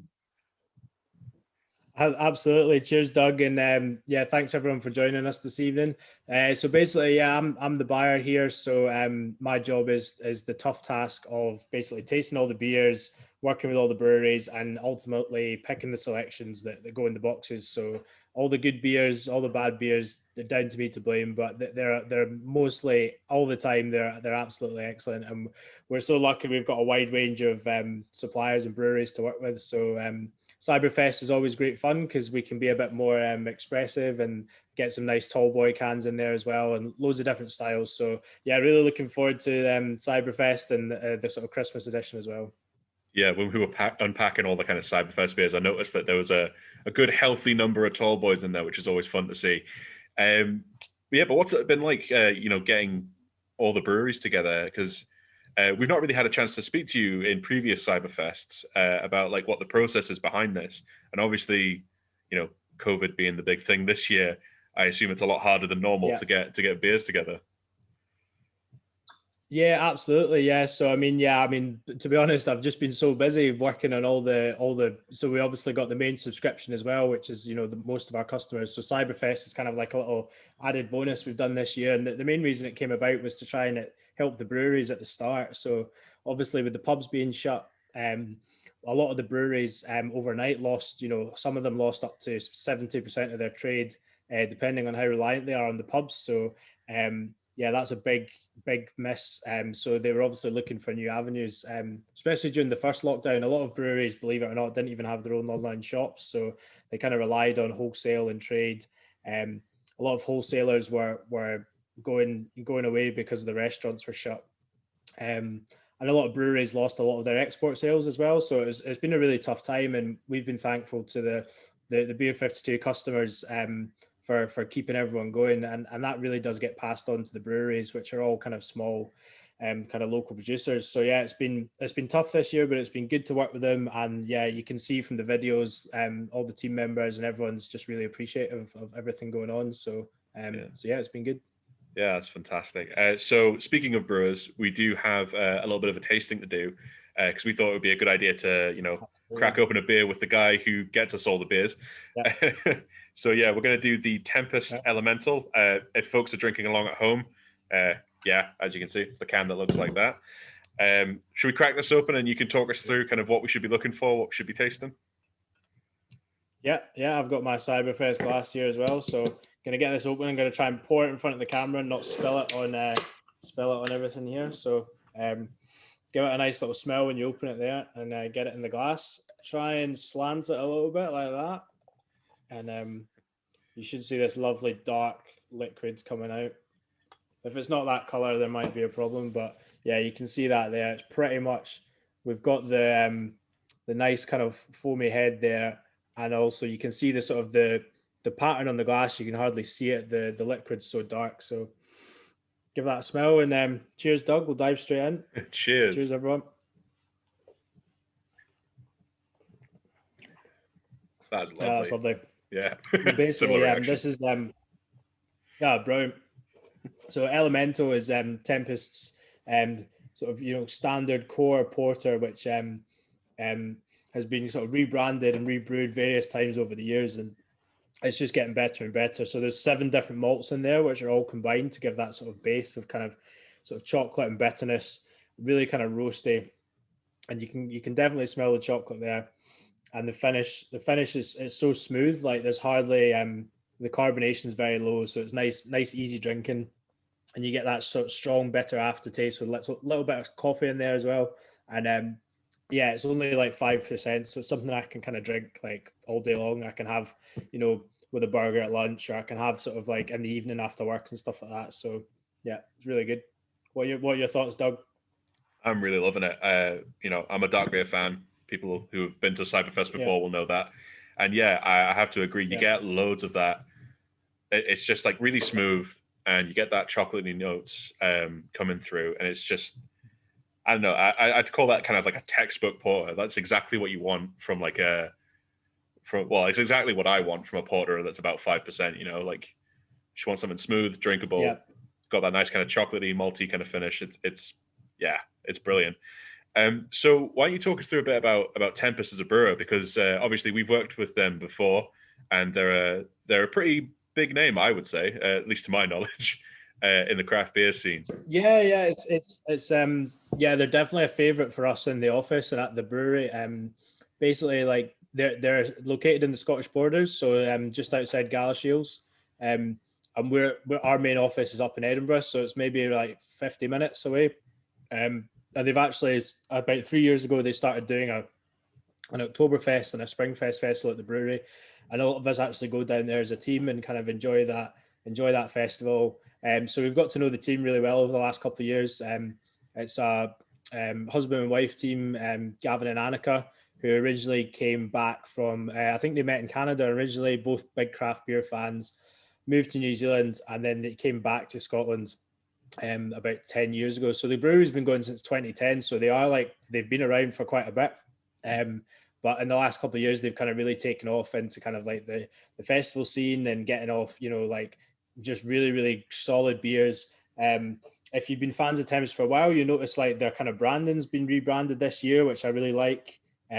It's really hard to kind of rebrand in the craft beer world, but and they've kind of moved to cans, which has become obviously really popular as well. So it's had its challenges as well. Everyone's moved to cans this year, and because of COVID, there's been like a big can shortage in Europe and worldwide. So a lot of people don't really realize that when they're drinking out their cans, but because of the whole moving and working from home and everyone ordering online and drinking at home, a lot of the big producers like kind of Coca-Cola and Heineken have been ordering up all the aluminium and all the cans. So a lot of the small brewers get pushed to the back of the queue, which meant when we're working with them and putting orders in, there's often a little bit of a delay for cans. So, but yeah, no, Tempest is great. If you're a fan, you might know their Mexicake as well, which is it's their sort of spice Mexican porter. They have like a 7.5% version, and then they have Imperial and barrel aged ones. So if you like this dark beer, definitely hunt those out. And we've got a few of their hazier beers on the shop as well. They do like some great IPAs, like the Vermont Sessions as well. So, but yeah, no, they're doing great, and we're actually working with them in our January box. We've got a special beer coming up for that, which is kind of like a chai spiced, stout. So it's like a dark beer as well with a kind of subtle kind of spice into it. So if you like this, make sure you try that as well. That's fantastic. I mean, there's a lot to look forward to from Tempest. They're always producing like top quality beers, and I do really love the rebranding. It kind of looks a bit to me like Welcome to Night Vale. I don't know whether that's like the purple or whether it's just like the campfire on it or what, but it's a beautiful can, beautiful beer. That's gonna about do us for the time just there, Callum. We're gonna have to cut back to me in the future, present. I don't know how time works. We're going to cut back to me in a fancy clothing and Rich in a chair next to me. So thank you very much for doing the tasting with us. Folks at home, I hope you're enjoying the Tempest beer. It is really wonderful. Nice, smooth way to carry on your evening. And thanks again, Callum. Cool. Thanks very much, Doug, in the present, and back to you, Doug, in the future. Cheers. Fantastic. Cheers.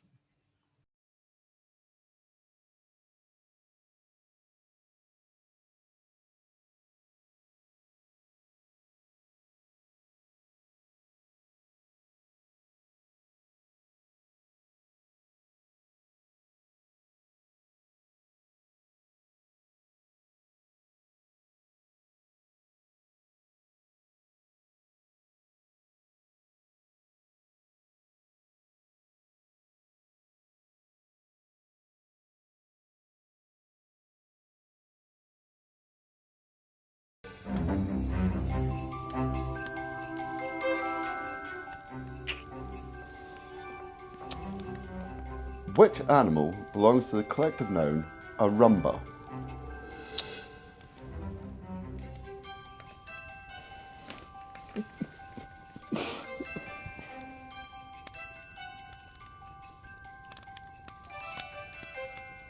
Hi guys, I'm Shaz from Doc's Beers. Welcome to Cyberfest 2020. I'm excited to be drinking Graveyard Shift with you today. That's our core range beer, our coconut milk stout. It's 4.5%. Before we crack this open, I'll give you a little bit of information about who we are and the brewery. Doc's Beers opened its doors in 2018. This is our site, an old mission church on King Edward Street in Grimsby, just a stone's throw away from the docks. Here we are with our FVs. They're all conical bottom FVs. We're around 22 hectolitres per brew. And we brew about 6 times a week when we're at full tilt, which has been a weird one for 2020. It's been ramping up, ramping down. Do you ramp down? I don't know, but up, down in production. So fingers crossed though, it's not been a bad year and all looking forward, I think, getting into 2021 now. Right, so let's get into the good bit, the bit why we were all here. Let's drink this beer. So as I said before, this is Graveyard Shift. This is our 4.5% coconut milk stout. Personal favourite of mine. Let's get this open.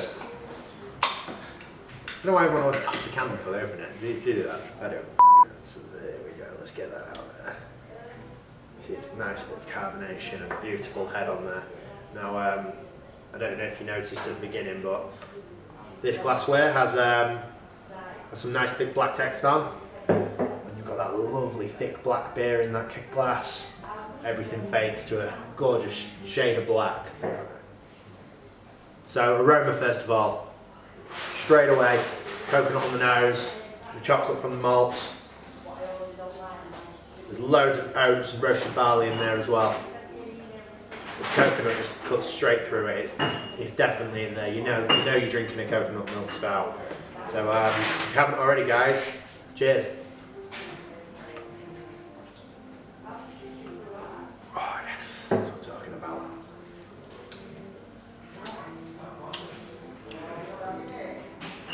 Yeah, so lovely mouthfeel. Quite high carbonation for a stout. Personally, I love that. I think it makes it drinkable all year round. It's the type of thing that I still find refreshing on a summer's day. And you can knock back a few of these. It doesn't feel too heavy or too rich. So you get loads of coconut through. I think there's coconut husk in this, and also sort of like a dried coconut milk powder as well to bring it all to life. So lots of that go into the process. So I think I'm drinking this too fast. I'm gonna have to crack another one so we can take 2, take 3. So how many takes can we do? 5, 6, 7. That'll be me done for the day. Feel free to let us know what you think to this beer in the comments section. Looking forward to reading all your comments. Enigma, Sovereign and Sabro are the hops used in this beer. There's tons of Sabro in here, and it's dry hopped with Sabro as well.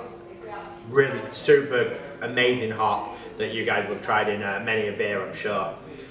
So just to talk a little bit about the inspiration for this beer as well. So this is our core stout. So we keep quite a short core range. So we've got our Session Pale Ale, hard graft, and we've also got Session IPA, Never Say Die. That sits along Graveyard Shift. Graveyard Shift, this is actually version 2 recipe. Version 1 had lactose in it, like a lot of milk stouts do.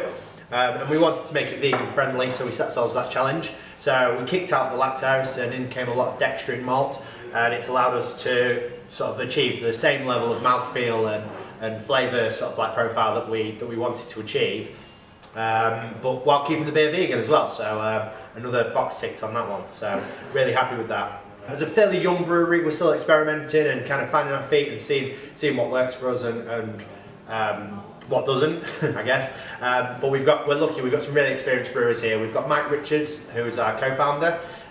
Mike's clocked in years at Abbeydale Brewery before he started Doc's Beers, an Axon brewing company. And we've also got Lewis Birch, who's been at Brewdog, Magic Rock, Beatniks, and obviously at the height of his career now at Doc's Beers. But he brings a lot to the equation as well. So you've got two very different brewing styles, and yeah, it works. Well, we think it does anyway. So we use a local design agency called Source 4. They design all our can artwork, but put a lot of effort into our core designs like this one. So each one has a sort of Frank Miller Sin City type design to the can. This one's a guy working the graveyard shift, screaming down his walkie-talkie, and you've got some crane action on there, and the silhouette of the dock tower in the background. We always try and plug some sort of Grimsby local landmarks into our core cans. And I think what inspires us as a brewery into the beers we make is local heritage. So Grimsby's home to some of the hardest working people you'll find anywhere. Real salt of the earth folk. And we like to put that sort of like hard work ethic into all the beers we make and into the names that we call them as well. So our core range is Hard Graft, Never Say Die, and a few others. And our very popular craft lager is putting in the overtime. So lots of people like to put in plenty of the overtime around here, I can tell you that for sure.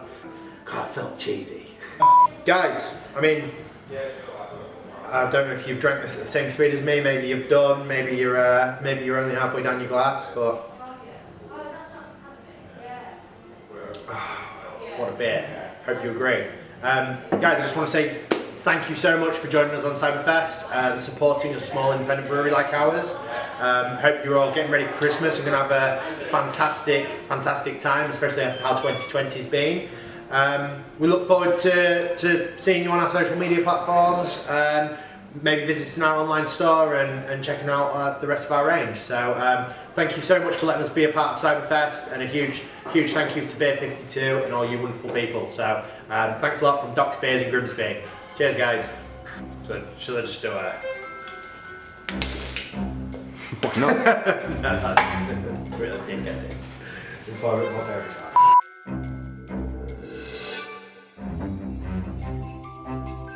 You do this every time. I don't know why you can't just let me win. Just once. The answer is rattlesnakes. Just once. It'd be nice.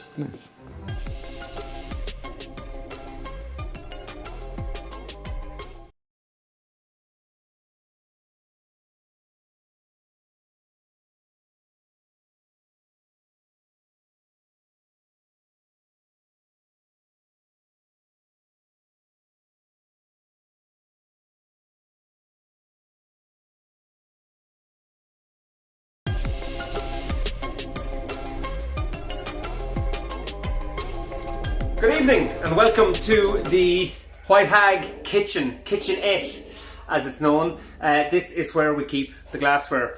That's the glassware we're allowed to use in the brewery. In that little press behind me. You're joining us on a bitterly cold, windy, dark Thursday evening here in the White Hag. We are at the moment in full flow for Christmas, so we're getting Christmas boxes out, doing corporate events. We are doing packing the last of the Advent boxes and Christmas boxes we're doing directly for consumers. We're also getting the last of the stock out. On top of that, we're getting a bunch of beer actually into tanks. As you see behind me, the lads are dry hopping at the moment here. We're getting beer into tanks for Beer 52, which you should hopefully see in end of January, February, whenever the guys get the beer out. But for now, we're on the last week's wind down to Christmas, and it's Christmas Fest, Cyberfest Christmas edition. I'm not sure, but we're here. So what you guys are looking for is a beer tasting, and I'm going to introduce my colleague, business partner, Joe, who is the master brewer here with us in the White Hag. The Dark Druid Black Forest So this is it's a pastry stout, but not an imperial pastry stout. So we're trying to make something drinkable in the pastry category. 5.5%, and based on the Black Forest Gateux. Yeah, Gateux, Black Forest Gateux. So yeah, essentially chocolate and cherry. Again, for us, and those of you at Beer 52 probably had a couple of our pastry stouts. The driving factor behind all of these beers is lactose and vanilla, essentially, creating that kind of dessert-like character. Black Forest was another challenge, but not as difficult as the eggnog now. So we're literally just talking about chocolate and cherries, and then trying to play with the malts a little bit to get a bit of a biscuity kind of cake character in there. The background being, for anyone in the UK and in Ireland, Black Forest Gateux, well, Germans may have had it for thousands of years, we've had it for the last kind of 30 years as a really crap faux luxury dessert, right? And that's your introduction to it here. Yeah. And I've actually, full disclosure, never had a proper Black Forest cake. With Kirsch. Yeah, so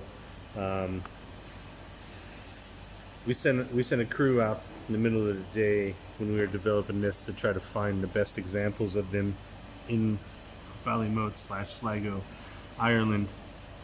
Everything came back a bit kind of disappointing, but I'm sure from reading the internet, I had in my head what the cake should taste like, which was just really, really rich chocolate and with some layers of like a cherry,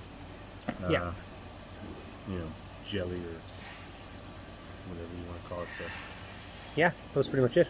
So yeah, hopefully on the nose you're getting what I'm getting, which would be loads and loads of cherry, but covered and smothered in chocolate. So loads of cocoa in this. Again, lactose, vanilla to bring the sweetness level up, or perception of sweetness with the vanilla. And then, sour cherries to bring that kind of 3D character of cherry through. I haven't had one since we canned it, so I'm looking forward to this. Yeah, that's pretty good. Yeah, in my head, exactly what I was hoping for. Really chocolatey, but with that kind of background of cherries that comes through, kind of cuts right through the middle of the chocolate with the cherry. And I think it's delivering that. Again, this is the sessionable style of a pastry stout, so you should be able to enjoy the entire can, as I plan on doing with this. It's pretty nice, actually. It's Thursday evening with me as well. It's almost Christmas as well, so it's a very Christmassy drink, in fairness, Black Forest Gateux. Sunday and Christmas. Yeah, it's not bad. It's not bad. All of these pastry stouts definitely benefit from aging, so if anybody's sitting on a can or two, they want to have one now, or if you have extra, no fear in aging these at all. They're going to improve over time. I'd say all the flavors will come together even more. It's been my experience anyway, so. It's probably a good idea to buy more off our store and age them as well, right? Wouldn't be a bad idea. Yeah. But commercially... Yeah. Unlike hoppy beers, these types of beers are really well suited for aging. So think of it like your fine wines and stuff, where you might buy 2 bottles, or 4, and you're going to drink 2 now and put 2 on the shelf and come back to them maybe in a year's time. Most stouts are good for aging. These pastry stouts have been my experience. Like I've found even just 1 month on the eggnog has done wonders for it. This beer is going to be even better.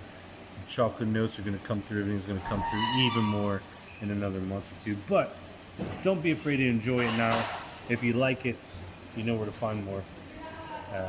And then smash the likes. Smash like buttons and subscribe. Is this a YouTube video?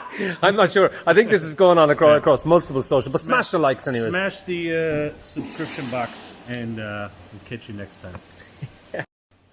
All right. What we have to admit today is that our regular video guy isn't available at all this week, so we're walking around with a gimbal and we're shaking it all over the place because that's, I think, what you're supposed to do. But thanks for joining us. Thanks to Doug and Richard and all the guys in Beer 52 in Cyberfest. Enjoy yourselves. If you have any questions, we're going to be watching, so stick them in the comments on the side. If you have any abuse, just give that straight to Doug. Don't bother commenting us or tagging us in it. And have a great Christmas. We'll hopefully see you in the new year. Cheers. Galak.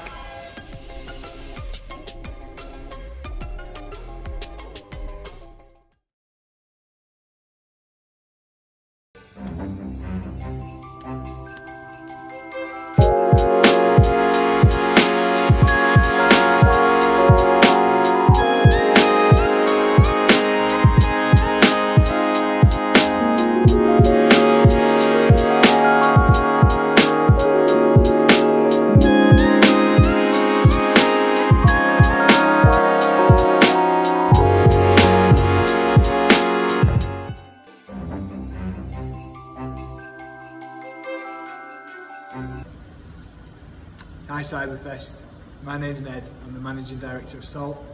I just want to say a big thanks to the B52 guys for choosing us to be involved. I'm going to give you a bit of a history and a bit of an introduction to Salt, and then we'll go through tonight's beer. So Salt was founded in 2018, back in November, so we've just gone 2 years old. The initial vision of what we wanted to do, it took about 3 years to plan.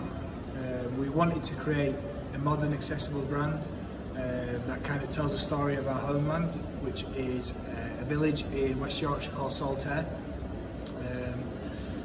We really focus on producing exceptional hop-forward beer, and we want to create a brand experience to go alongside it as well. So our purpose, the reason we get up in the morning, the reason we do what we do, is to create pleasure through beer. And as you can see from the neon sign behind me, we display that proudly in the brewery and in the tap room. We see beer as a way to impact people beyond the taste buds. We're a small team, but we all have a shared vision, so we want to be known for great beer, unique experiences, and being a positive force amongst our community. So a bit about the brewery and the history and the name. So as I said, we're based in Saltaire, and Saltaire is a UNESCO World Heritage Site. And the village and the mill that's at the centre of the town were built by a super progressive pioneer of workers' rights back in the 1800s. We're proud Yorkshiremen, so we want to tell the story of where we're from through our brand. So we named the brewery Salt after Sir Titus Salt, who built the village that we're in. And each one of our beers, or core beers, are named after a textile. And tonight's beer, Angora, it's a one-off special that we brewed, but it's also named after a textile term. So the brewery that I'm sat in is a Grade 2 listed building. It was originally built as a tram shed building back in 1904. So we had this beautiful shell, an old industrial building, and we dreamt of building what we call the ultimate brewery experience. So we wanted to combine a brewery and a tap room in one space, and the idea is that you can come and sit in the tap room and you're surrounded by the brewery. You're literally in the heart of it.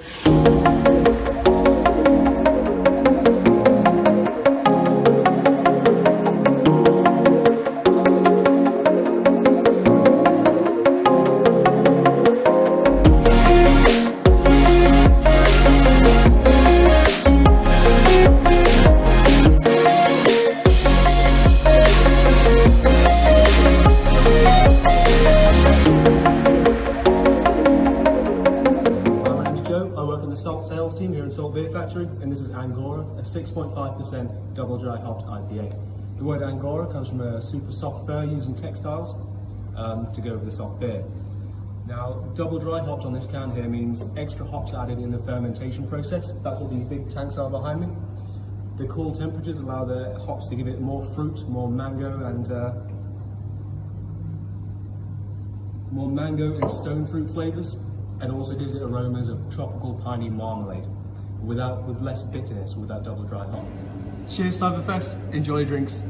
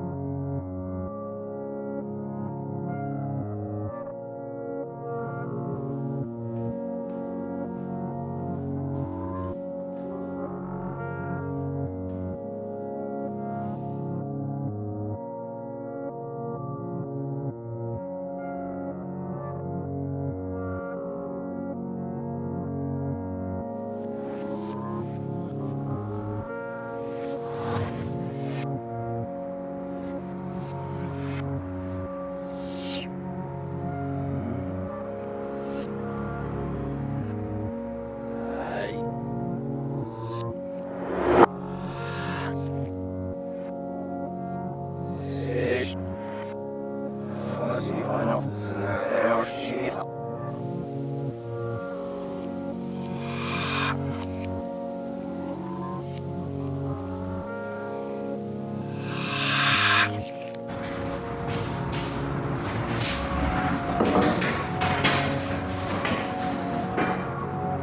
evening, Cyberfest, and thank you for having me. It's a privilege to be in your presence today. We are drinking Migration, which is definitely a beer. As you can see by my friend above me, this is in reflection of a fly. So why a fly? Going back probably hundreds of years, it's recently been found that there is a yeast cell which is derived from Patagonia, which essentially looks like it has a very similar gene profile to yeasts that are now used in Germany and continental Europe to make some of the lagers that we're drinking. So there would have been an inward migration of these yeast strains.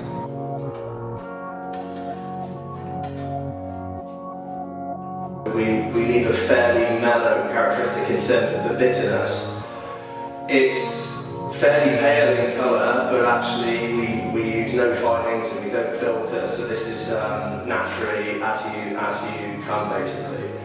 It's very, very lagery in terms of its conditioning, and as you can see, it's got a fairly well-laced head.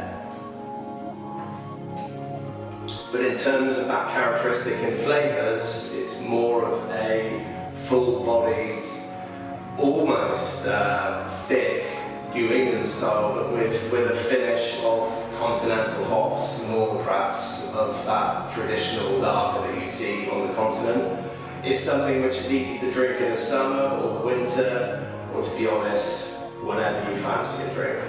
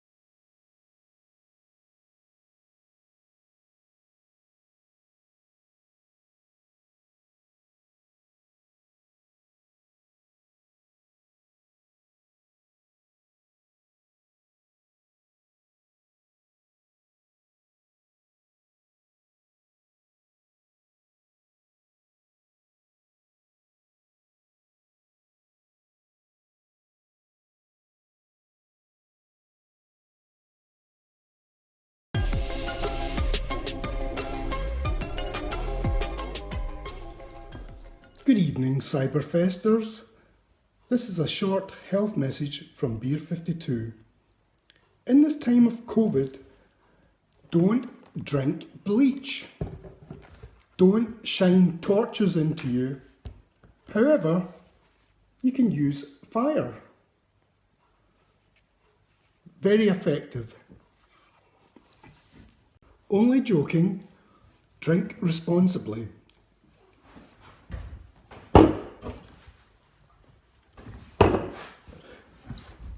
Merry Christmas! Hello everyone at Cyberfest 4. It's a real pleasure to be with you virtually. I'm Richard Herring. You may know me from my podcast Rahulastapa. Stop saying that, you people over there. Also, I'm currently on Taskmaster Series 10, very exciting. And I've written a book called The Problem with Men, which will make the perfect Christmas gift for the man or woman in your life. Want to thank Beer 52, long-time sponsors of this event, also of my podcast. Thank you very much for putting on this event, and thank you for all your support for me over the last few years. Cyberfest, of course, is a chance for all of us craft beer fans to help out some of our favourite brewers in these difficult times. Also gives us a bit of joy while we're in lockdown.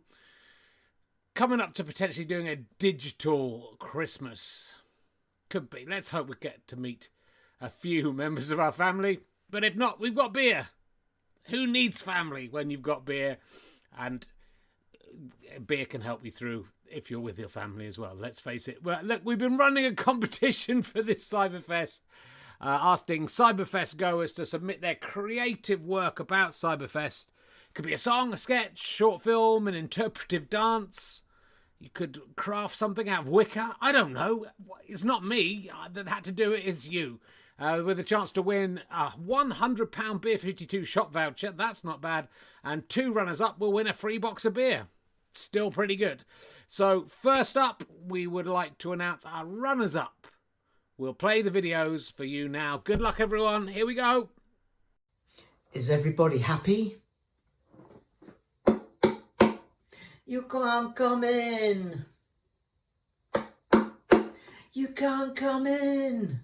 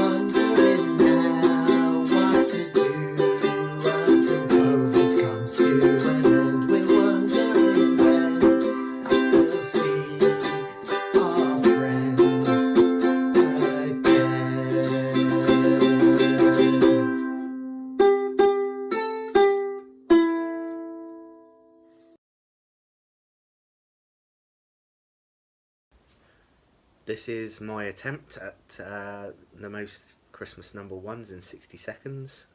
I don't know if reading from a list is cheating, but I'm in it to win it. So here it goes. I love sausage rolls. We built this city. Perfect. Rockabye. A bridge over you. Something I need. Skyscraper. He ain't heavy. He's my brother. Wherever you are. When we collide. Killing in the name. Hallelujah. When you believe. A moment like this. That's my goal. Do they know it's Christmas? Mad world. Sign of the underground. Something stupid. Can we fix it? I have a dream. / seasons in the sun. Goodbye. Too much. Two become one. Earth song. Stay another day. Mr. Blobby. I will always love you. Bohemian Rhapsody. / these are the days of our lives. Saviour's Day. Do they know it's Christmas? Mistletoe and wine. Always on my mind. Reap petite. Merry Christmas, everyone. Do they know it's Christmas? Only you. Save your love. Don't you want me? There's no one quite like Grandma. Another brick in the wall. Part 2. Mary Boy's Child. Oh my Lord. Mull of Kintyre / Girls' School. When a child is born. Bohemian Rhapsody, Lonely This Christmas. Merry Christmas, everybody. Long-haired lover from Liverpool. Ernie, the fastest milkman in the West. I hear you knocking. 2 little boys. Lily the Pink. Hello, goodbye. Green grass of home. Day tripper / we can work it out. I feel fine. I want to hold your hand. Return to sender. Moon River. I love you. What do you want to make these eyes at me for?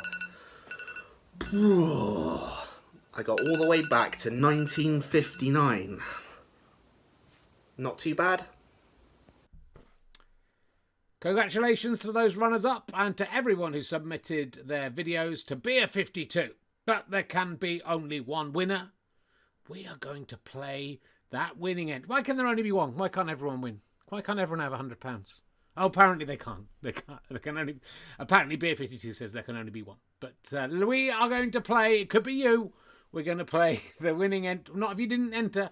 It could be you. We're going to play the winning entry now.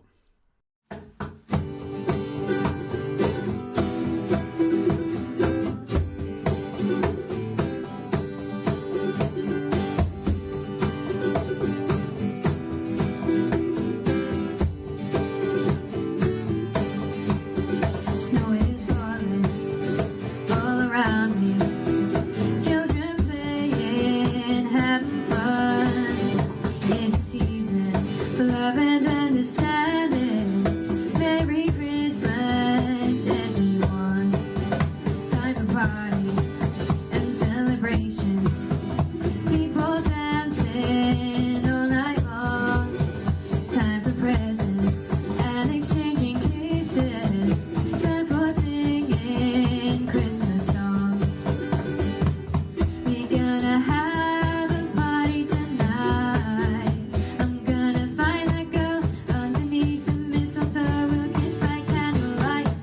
chairs swaying, records playing, all the old songs we love to hear.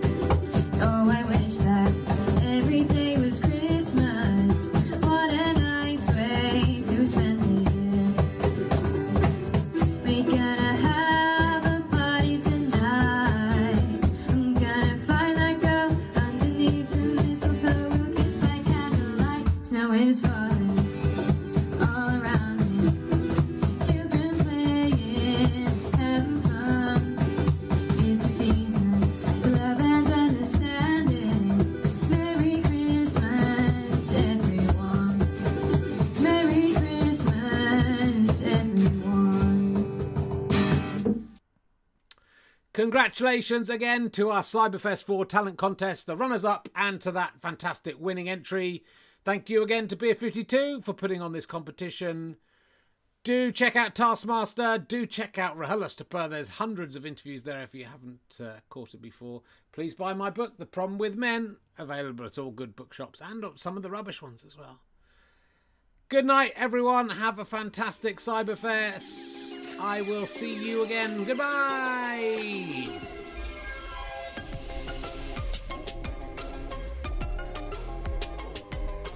This city, it's full of vice and corruption. We're all just waiting to get capped, fridged, like my buddy here. The best damn investigator I'd ever met, and I look myself in the mirror every morning. He was my partner, and I'm gonna find out who did this.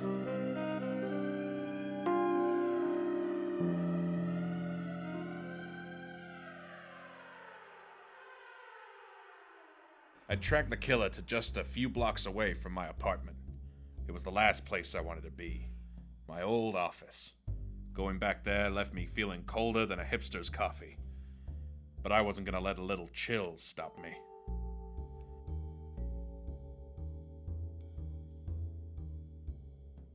Alright, come on out. Nice and easy.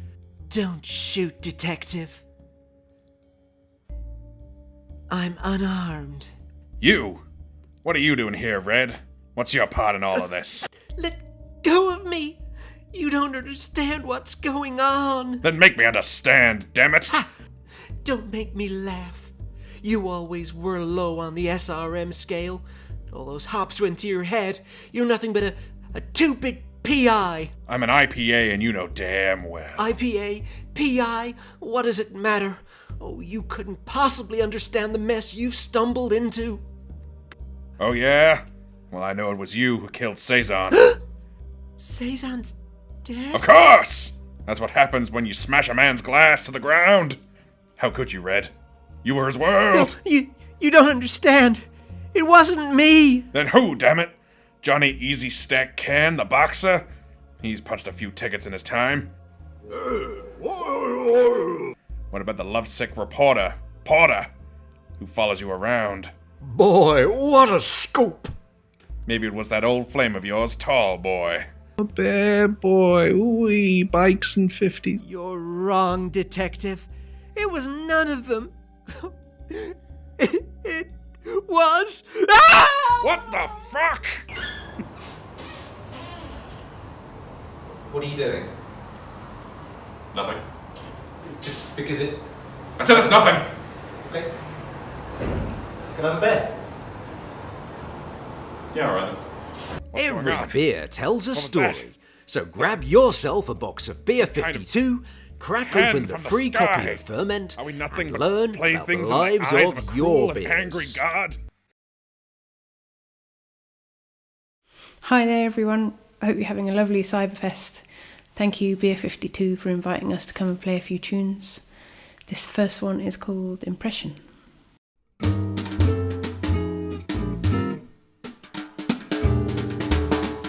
Sitting in my armchair, staring at the sky, oh, why? There's an impression, thinking you are somewhere, staring at the sky, oh, why? Once we stood in awe, and then was the sky, with all we cried, and said,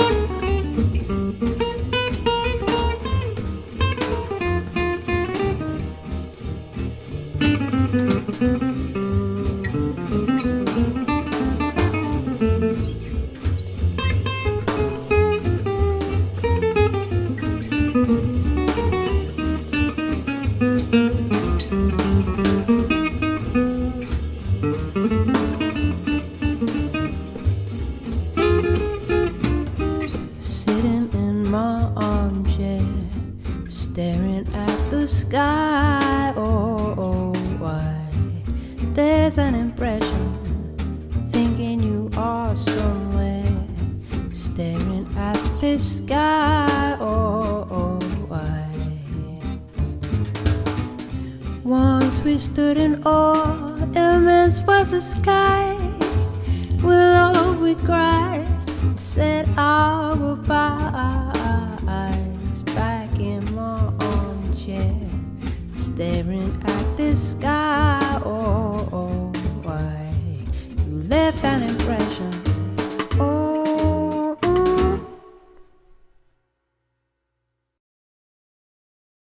This next tune is one that my partner wrote a little while ago. I've just got round to putting it on Spotify, but for this I'm going to do a sort of unplugged version, just me and the guitar, and then I'm going to interrupt myself with a bit of scat singing, and then carry on. So I hope you enjoy it. It's called Selfish Over You. Thank you.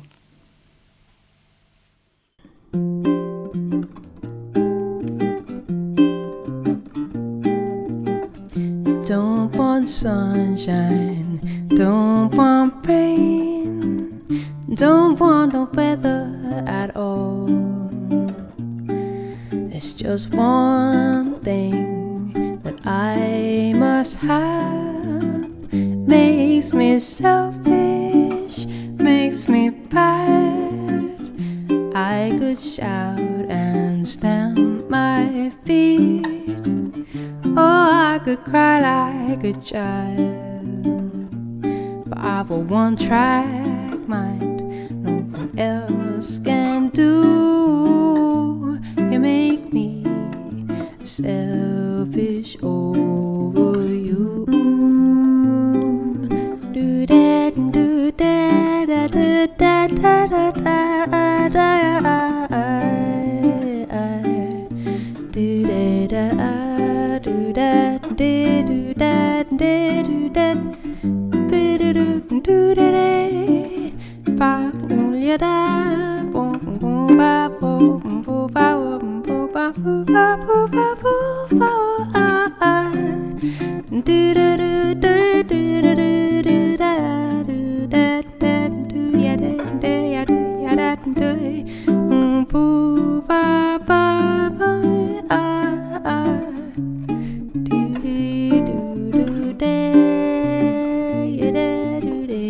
Don't want sunshine, don't want rain, don't want the weather at all. But there is just one thing that I must have.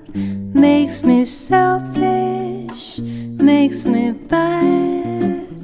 I could shout and stamp my feet, or I could cry like a child. But one track mind, no one else can do. You make me selfish over you.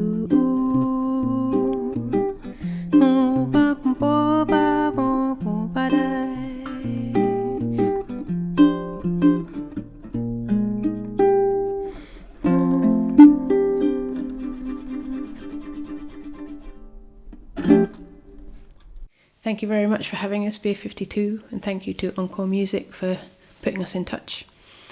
This next song is one I made earlier. My partner wrote some lovely arrangements for me that we were going to do a performance in the Brighton Fringe Festival, and we couldn't do it because of COVID. So I don't know when we will do it or if we'll do it, but we made some really nice arrangements and we started recording them. So I hope you enjoy it. Something different. Thank you.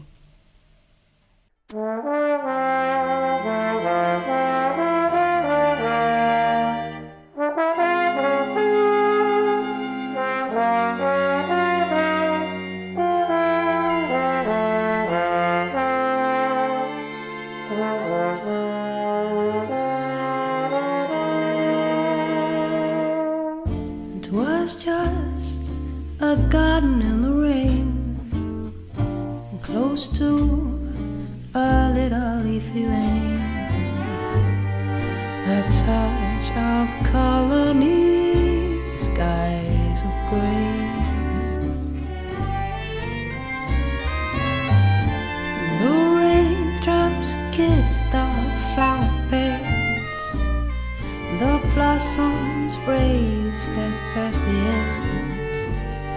A perfume thank you they seem to say.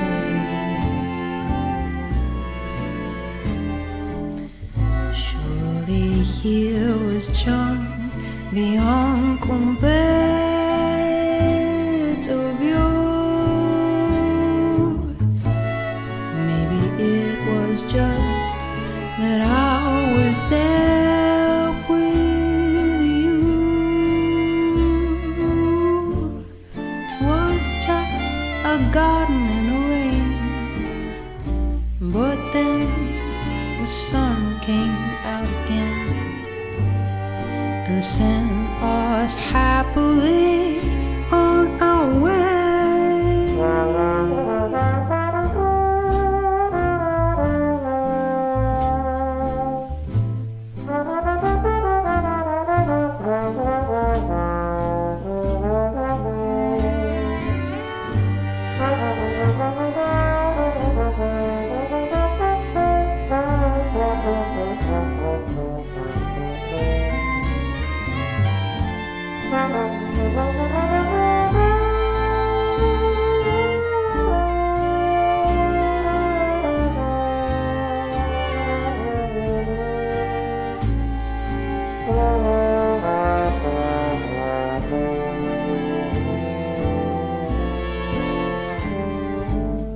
Surely here was charm beyond compared of you. Maybe it was just that I was there with you.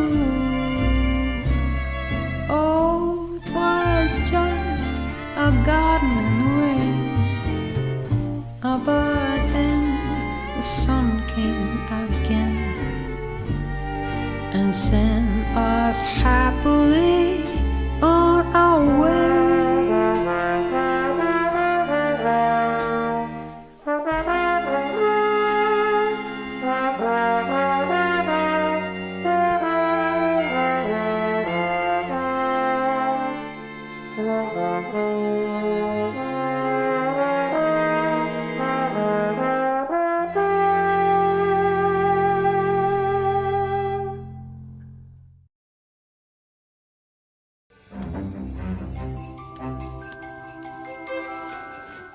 Which tax was introduced by King Henry VIII in 1535?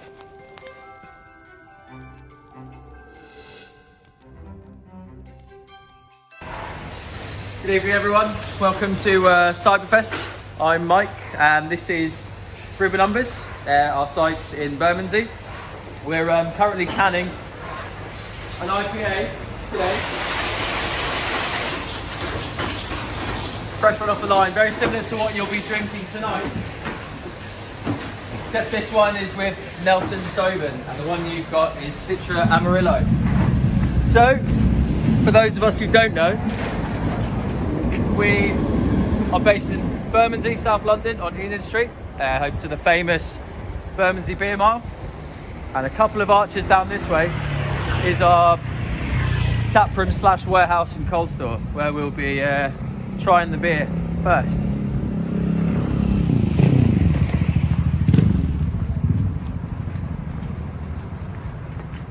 So here we are. This is where it all happens, beer mile wise. And for those that have been, bars here, cold room back there.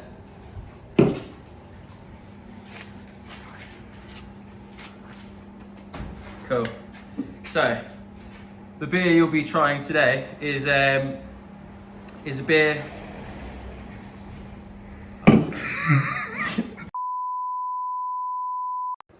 Good evening, everyone. I'm Mike.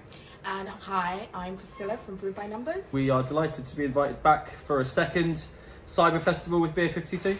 We did the first one at the start of the initial lockdown back in April with our West Coast style IPA, and yeah, we're really happy to be back this time round as a glass sponsor, as an official sponsor. And so if you have a look at the glass you're drinking from, it's got our logo on it. This time round we're drinking a Citra and Amarillo India Pale Ale, so still a IPA, but this time definitely more of an East Coast style. This is a beer that we've been sort of working on for a lot of this year, getting our IPA softer, juicier, ramping up that haze, but keeping a really nice balance and drinkability. So I hope you will taste that in this beer. Priscilla, looking at it, definitely hazy. Definitely hazy. And on the nose, smell-wise? I think it's very fruity. It's got a fruity sort of... Like stone fruit? Peachy? Peachy, yeah, definitely peachy. I think the Amarillo is a really good hop to give balance and depth, but Citra brings that real vibrant, bright lemon, orange, and then a little bit of stone fruit too. Yeah, I'm also getting like sort of full-bodied. Yeah, no, definitely. So we added oats to this one, so obviously in the quest to find something that was drinkable and soft.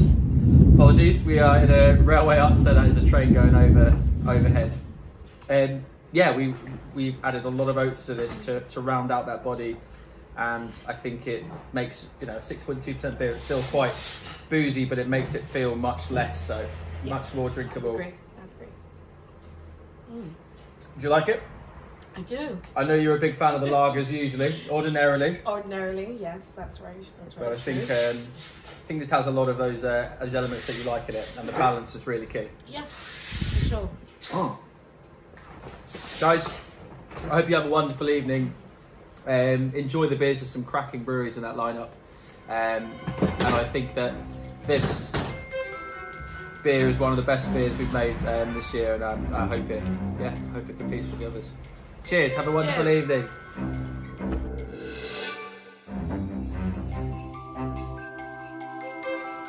It was the beard tax.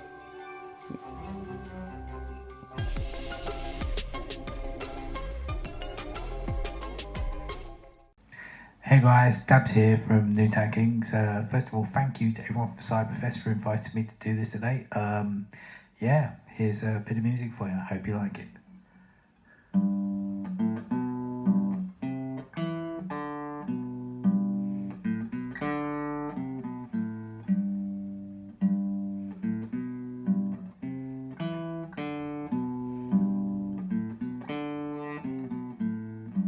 All pirates, yes, they're rabbi, sold I to the merchant ships.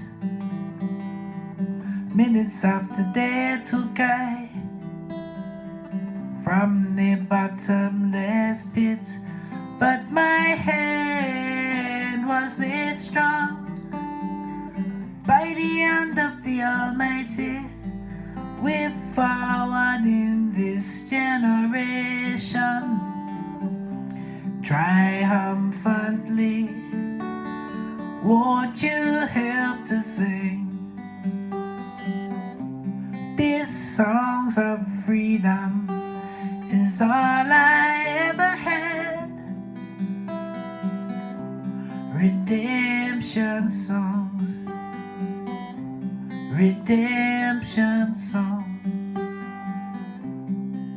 Emancipate yourselves from mental slavery. None but ourselves can free our mind. I've no fear for atomic energy, 'cause none of them can stop the time. How long shall they kill our prophets while we stand aside and look? Well, some say it's just a part of it. We've got to fulfill the book.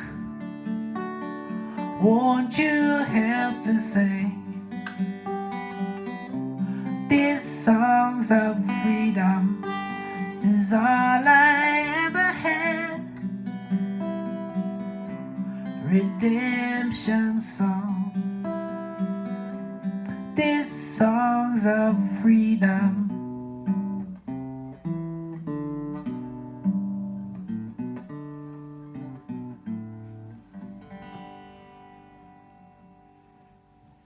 Thank you.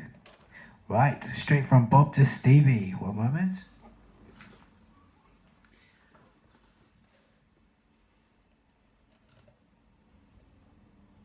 Yeah, so I have to say, like, these are two of my favourite artists of all time. But yeah, this song, well, this song's for anyone who's a parent, I suppose, but yeah, it's for everyone too. Goes like this.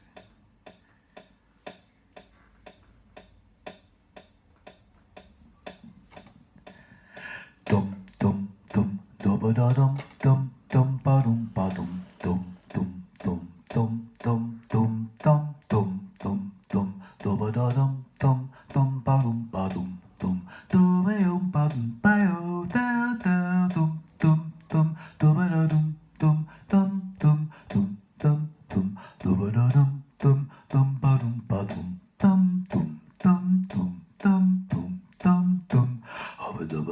dum dum isn't she dum dum dum dum da dum dum dum ba dum ba dum dum dum dum dum dum dum dum dum dum dum da dum dum dum ba dum ba dum dum dum yo ba ba yo da da dum dum dum dum da dum dum dum dum dum dum dum dum da dum dum dum ba dum ba dum dum dum dum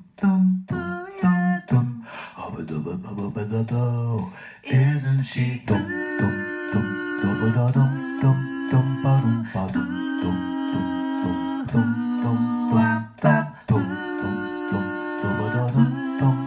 ba dum ba dum dum yo ba ba yo da da dum dum dum da dum dum dum dum dum dum da dum dum dum ba dum ba dum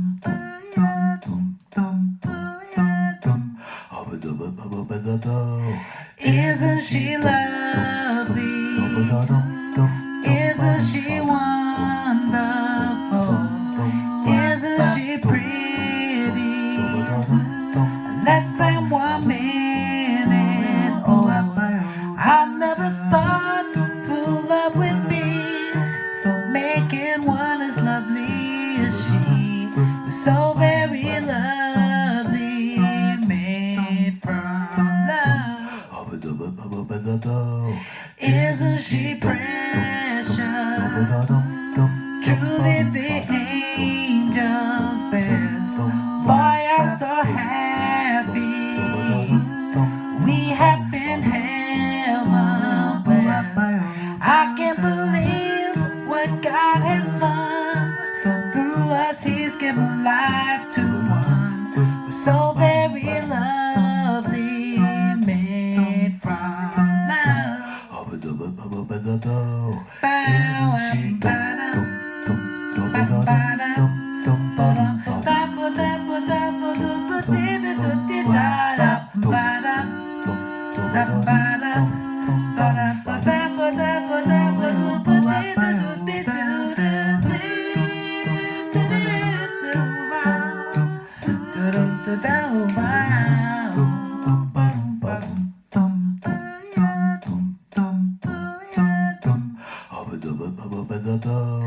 Isn't she lovely?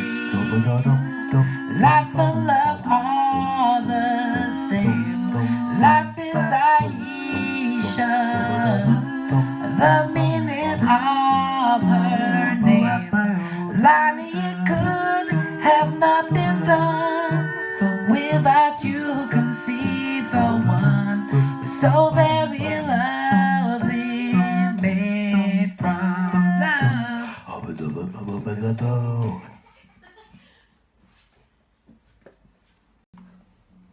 Yeah, thanks. So that's Stevie Wonder, Isn't She Lovely? One of my favourites. This next song, another favourite, quite frankly. Now, I've got to admit, I'm no longer a young man. However, I do follow the music, and right now, this one guy is so hot. But this is his signature tune, basically. It's Skepta, and the song is called Shut Down.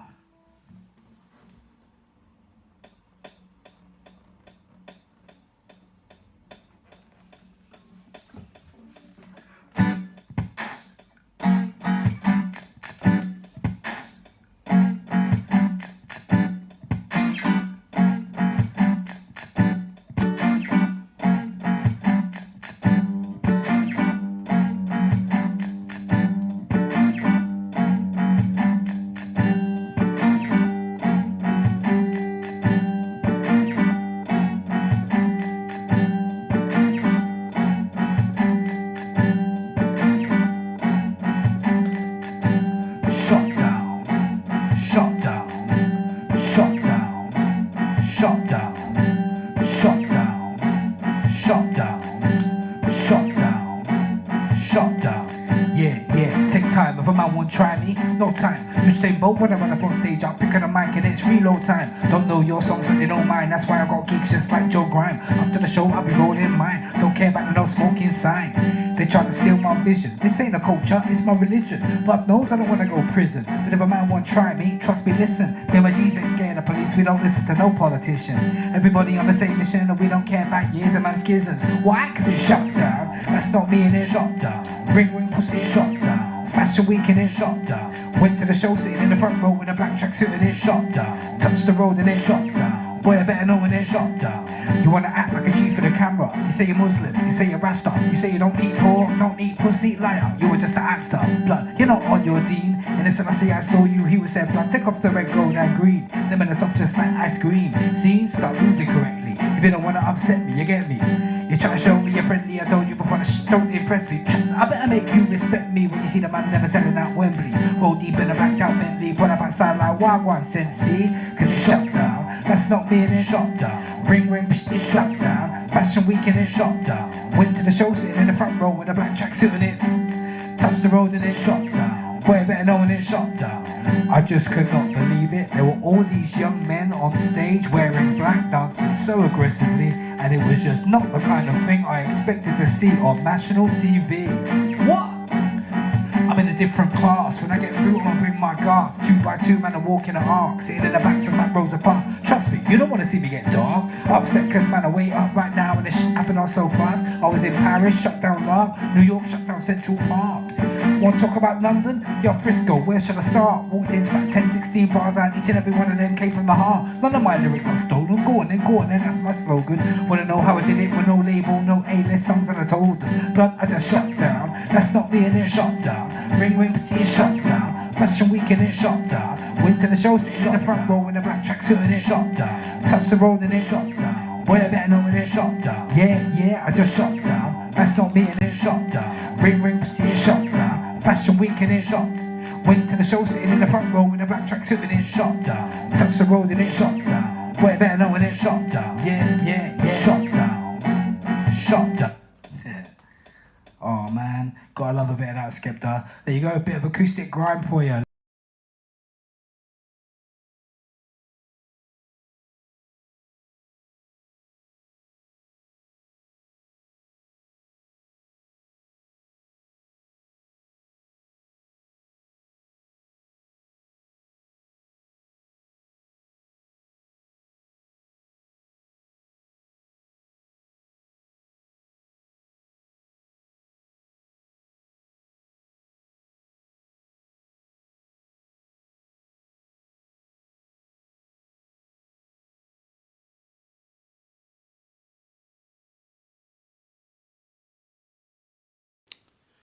Oh, hello. It's me, ya boy. Beer 52's resident history boy. You know what I miss?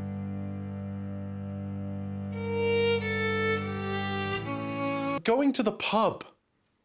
You know, there's nothing better than getting to have a relaxing pint with a mate, just discussing things like politics, art, who would win in a fight between a horse-sized duck and your mate Dave, who has way too detailed a strategy for this exact scenario. The pal you can have a good drink with is invaluable. Some would say unquantifiable. They would be wrong. Welcome to a Beer Through the Ages ranking special. We're going to find the best historical person to have a beer with, objectively. Why? Because nobody said no when I pitched this idea, and it's too late to stop me now!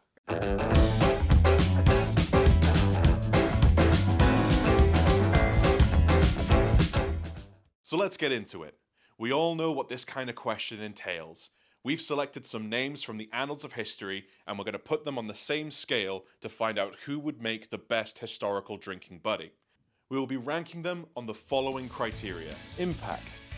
You're drinking with a historical figure. You're going to want to brag about it. It's what the kids are calling clout today. Is what they do interesting? You're meeting for the first time, you're naturally going to talk about what you do for a living. How much banter do they have? It's a pub, not a lecture theatre.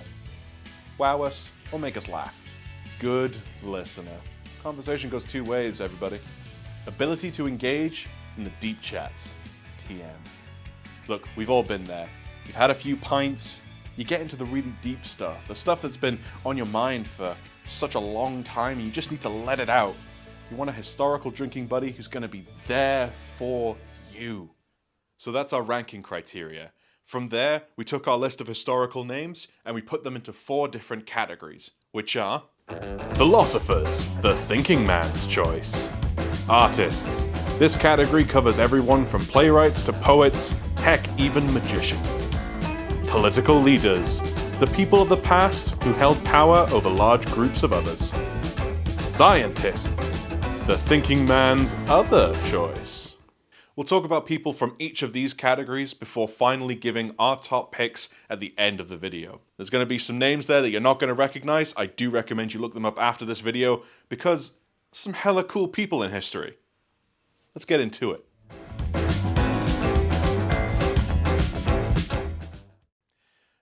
Philosophers. The people who think about the thinking behind thinking and stuff. We've got a top 5 of philosophical minds that I think would make good historical drinking buddies. Starting with, bam, René Descartes. Considered by some to be the father of modern Western philosophy, you may know him as the guy who said the famous quote, "Cogito ergo sum, je pense donc je suis, I think therefore I am." He's scoring high on impact and listening for sure. A bit low on banter, but where he truly shines is the deep chats TM. This guy is going to make you question everything you took for granted about your perceptions of reality. But then he's going to build you right back up using fundamental logic and truths. You are going to end the night knowing some things for certain, some things not so much, but you are ready to investigate more. Speaking of philosophy daddies, we've got, bam, Socrates. Good old Socrates, the guy behind Plato, who was in turn behind Aristotle. He's the founder of Western philosophy. Impact. A check. This mad lad was so radical and engaging, he was sentenced to death for corrupting the youth of Athens. Banter? A check. Was he a good listener? I present the Socratic Dialogues. Check. And while we're at it, double check for the old deep chats. Are there downsides? Sure. He thought all philosophy was training for death. That's a bit of a killjoy, if you ask me. He asked more questions than he answered in, conversation. If you take the gossip of some playwrights, not the cleanest of fellows. But at the end of the day, he is all about virtue. So you know he's going to make sure you don't do anything embarrassing on your night out. Moving on, we have Philippa Foot. Now, you may not have heard of her, so impact would be low, but she is a founder of contemporary virtue ethics. So when it comes to those moral conundrums, Philippa's got your back. Then, when you've had a few, you stumble home, go to sleep. Fairly peaceful night, until suddenly you are woken by the sound of a tram coming down the hill. You find yourself standing at a fork in the tracks. On one track, 5 strangers. On another track, your new friend Socrates. Philippa presents you with a lever to save the 5 by switching the track and killing Socrates. You know you shouldn't kill anybody, but what are your choices? And Philippa's taking notes behind you and timing your reaction, and the tram's hurtling down the hill, and you wish you'd paid attention in all those philosophy lectures instead of just watching Speed on rerun. Why were you watching Speed? Why is Keanu Reeves in it? Why does Dennis Hopper say don't mess with Daddy? Daddy's not a thing in 1994. It's not a meme. It doesn't make sense. He's not a father. This was a joke. To the best of my knowledge, Philippa Foot did not, send a tram down a hill towards strangers. She did invent the trolley problem, but yeah, not in real life. So, points for not being a tram murderer. Also, Speed's very good. You should watch it. Karl Marx. Probably one of the most influential thinkers of all time. He's had an impact on economics, politics, philosophy, history, you name it, through his writings Das Kapital and the Communist Manifesto. Is that why he's on this list? No. It's because he has a pub crawl. Any one of these would be a fantastic pick for this section. But are they the best? No. John D is. Who is John D, I hear you ask? Well, I'll tell you, Camera One. He was a bona fide court wizard. Wizard. He was the scientific advisor for Elizabeth I and amassed one of the biggest libraries in the country at the time. The most interesting thing he did was try and commune with angels through a mix of maths and a made-up language called Enochian.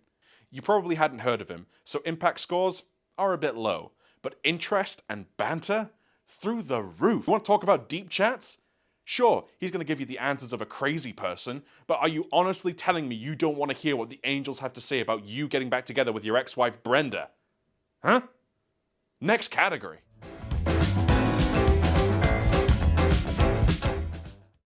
So, artists. It's a big category, and we don't have time to go fully in depth on every one of these, so I'm going to read off a speed round of our picks for the artist section.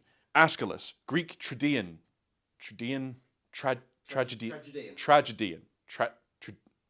Greek tragedy theatre guy, killed by a falling tortoise, which objectively is the funniest story you can hear while drunk. Shakespeare. It's Shakespeare. Actors are a big one. You could have anyone from Mae West to Robin Williams to John Boyega, and you're going to have a good time. So we'll consider this a freebie. Pick your own. It's all going to be good. I'm picking Toshiro Mifune. Why? Because he's handsome devil. Also, he was the original pick for Obi-Wan Kenobi. Lord Byron. Pros. Has a pet bear. Cons. You have to listen to him cry about Keats the whole time. Tove Jansson. Creator of the Moomins. Objectively the most wholesome characters in all of fiction. Hayao Miyazaki. Amazing artist, avowed leftist, and environmentalist. Stick a Studio Ghibli film on and tell me you do not feel something. Dolly Parton. Advocate for children's literacy, a venerable god of country music, and you just know she's going to crush it at karaoke. Bob Ross. It's Bob Ross, guys. Bob, happy little trees, Ross. Bob, there are no such things as accidents, Ross. Bob, I'm a chill beacon of good vibes in a world that is cruel and chaotic. Ross. You know he was an army drill sergeant once? Then he just got so tired of shouting that he vowed that he'd never do it again. You know that he kept squirrels? Nursed little baby squirrels, and you got to see them on his show? It's Bob Ross, guys. It's Bob Ross.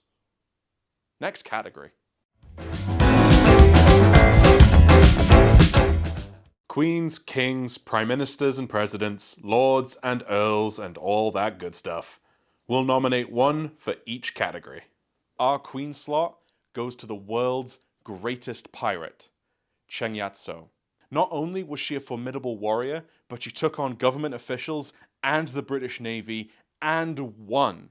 She also organized a pirate fleet of 70,000 ships, and when she retired, because she was allowed to retire, she got pardons for all her crew, a merchant fleet of her own, and they got to keep all the plunder that they had stolen. Cheng Yat-so has enough stories to tell to make her the pick hands down. The king. Really, there was only one choice here, and that was Charlemagne. Why Charlemagne? Because he united Western Europe, encouraged education, and encouraged the use of just rule. High good listener scores here. And look, I studied medieval history at university, so I find him interesting, and I think he's going to have good banter. And you know what? It's my list, not yours. The Lord. We could talk about Enrico Dandolo, the blind doge of Venice who stormed the gates of Constantinople during the Fourth Crusade. We could also talk about Tycho Brahe, the brass-nosed nobleman who fought a duel over maths, potentially had an affair with the Queen of Denmark, and yeah, he got his pet elk drunk. That's the reason why he's not the top of this list. Do not get your pets drunk. Do not do it.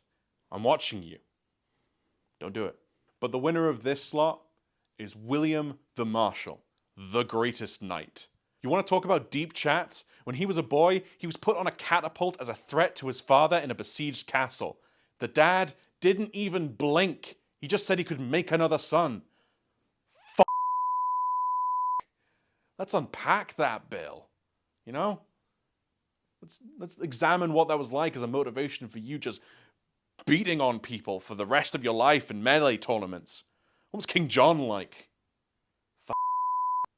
need to call my dad. The president. Yeah, I just wanted to pick something a bit, like, you know, objectively good. So I chose Jose Mujica, the former president of Uruguay. Jose donated 90% of his salary to charities that helped the poor. He lives on a farm with his wife Lucia and their three-legged dog Manuela, just growing chrysanthemums. You know what that is? That's wholesome. That's wholesome as fuck. Look, you're going to go out for a drink with this guy.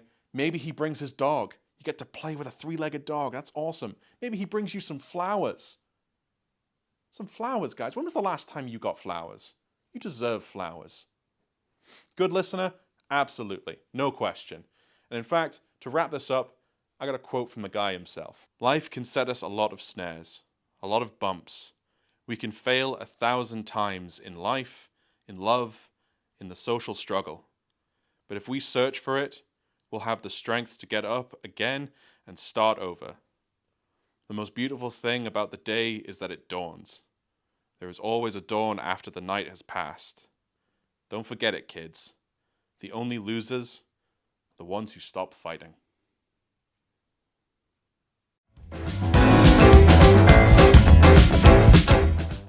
Science! Beakers! Bunsen's burners. Burners belonging to Bunsen. Atoms! I know science! Let's go have a drink with some scientists. I'm tired. Ada Lovelace, the first computer programmer. Interesting. She can give you all the stories about Faraday, Dickens, and Byron. Remember Byron from earlier with the pet bear? Banter. She also has a few beers named after her, such as Wildcard's International Women's Day Lovelace IPA. So, impact? Hell yeah. And maybe a few beers for free because her name's on them. Richard Feynman. By all accounts, a fantastic communicator of science and an entertainer. A Nobel Prize-winning physicist who was also published several times. He actually has a wonderful biographical graphic novel about him that you should absolutely read. Even if you're not into science, it's just fantastic. Katherine G. Johnson. Without her, Apollo 11 would never have been successful, and Apollo 13 would have ended in tragedy. She literally wrote the book on rocket science and was one of the first African-American women to work at NASA. What more can you say than that? Space, guys. Space is cool. No one can convince me space isn't cool.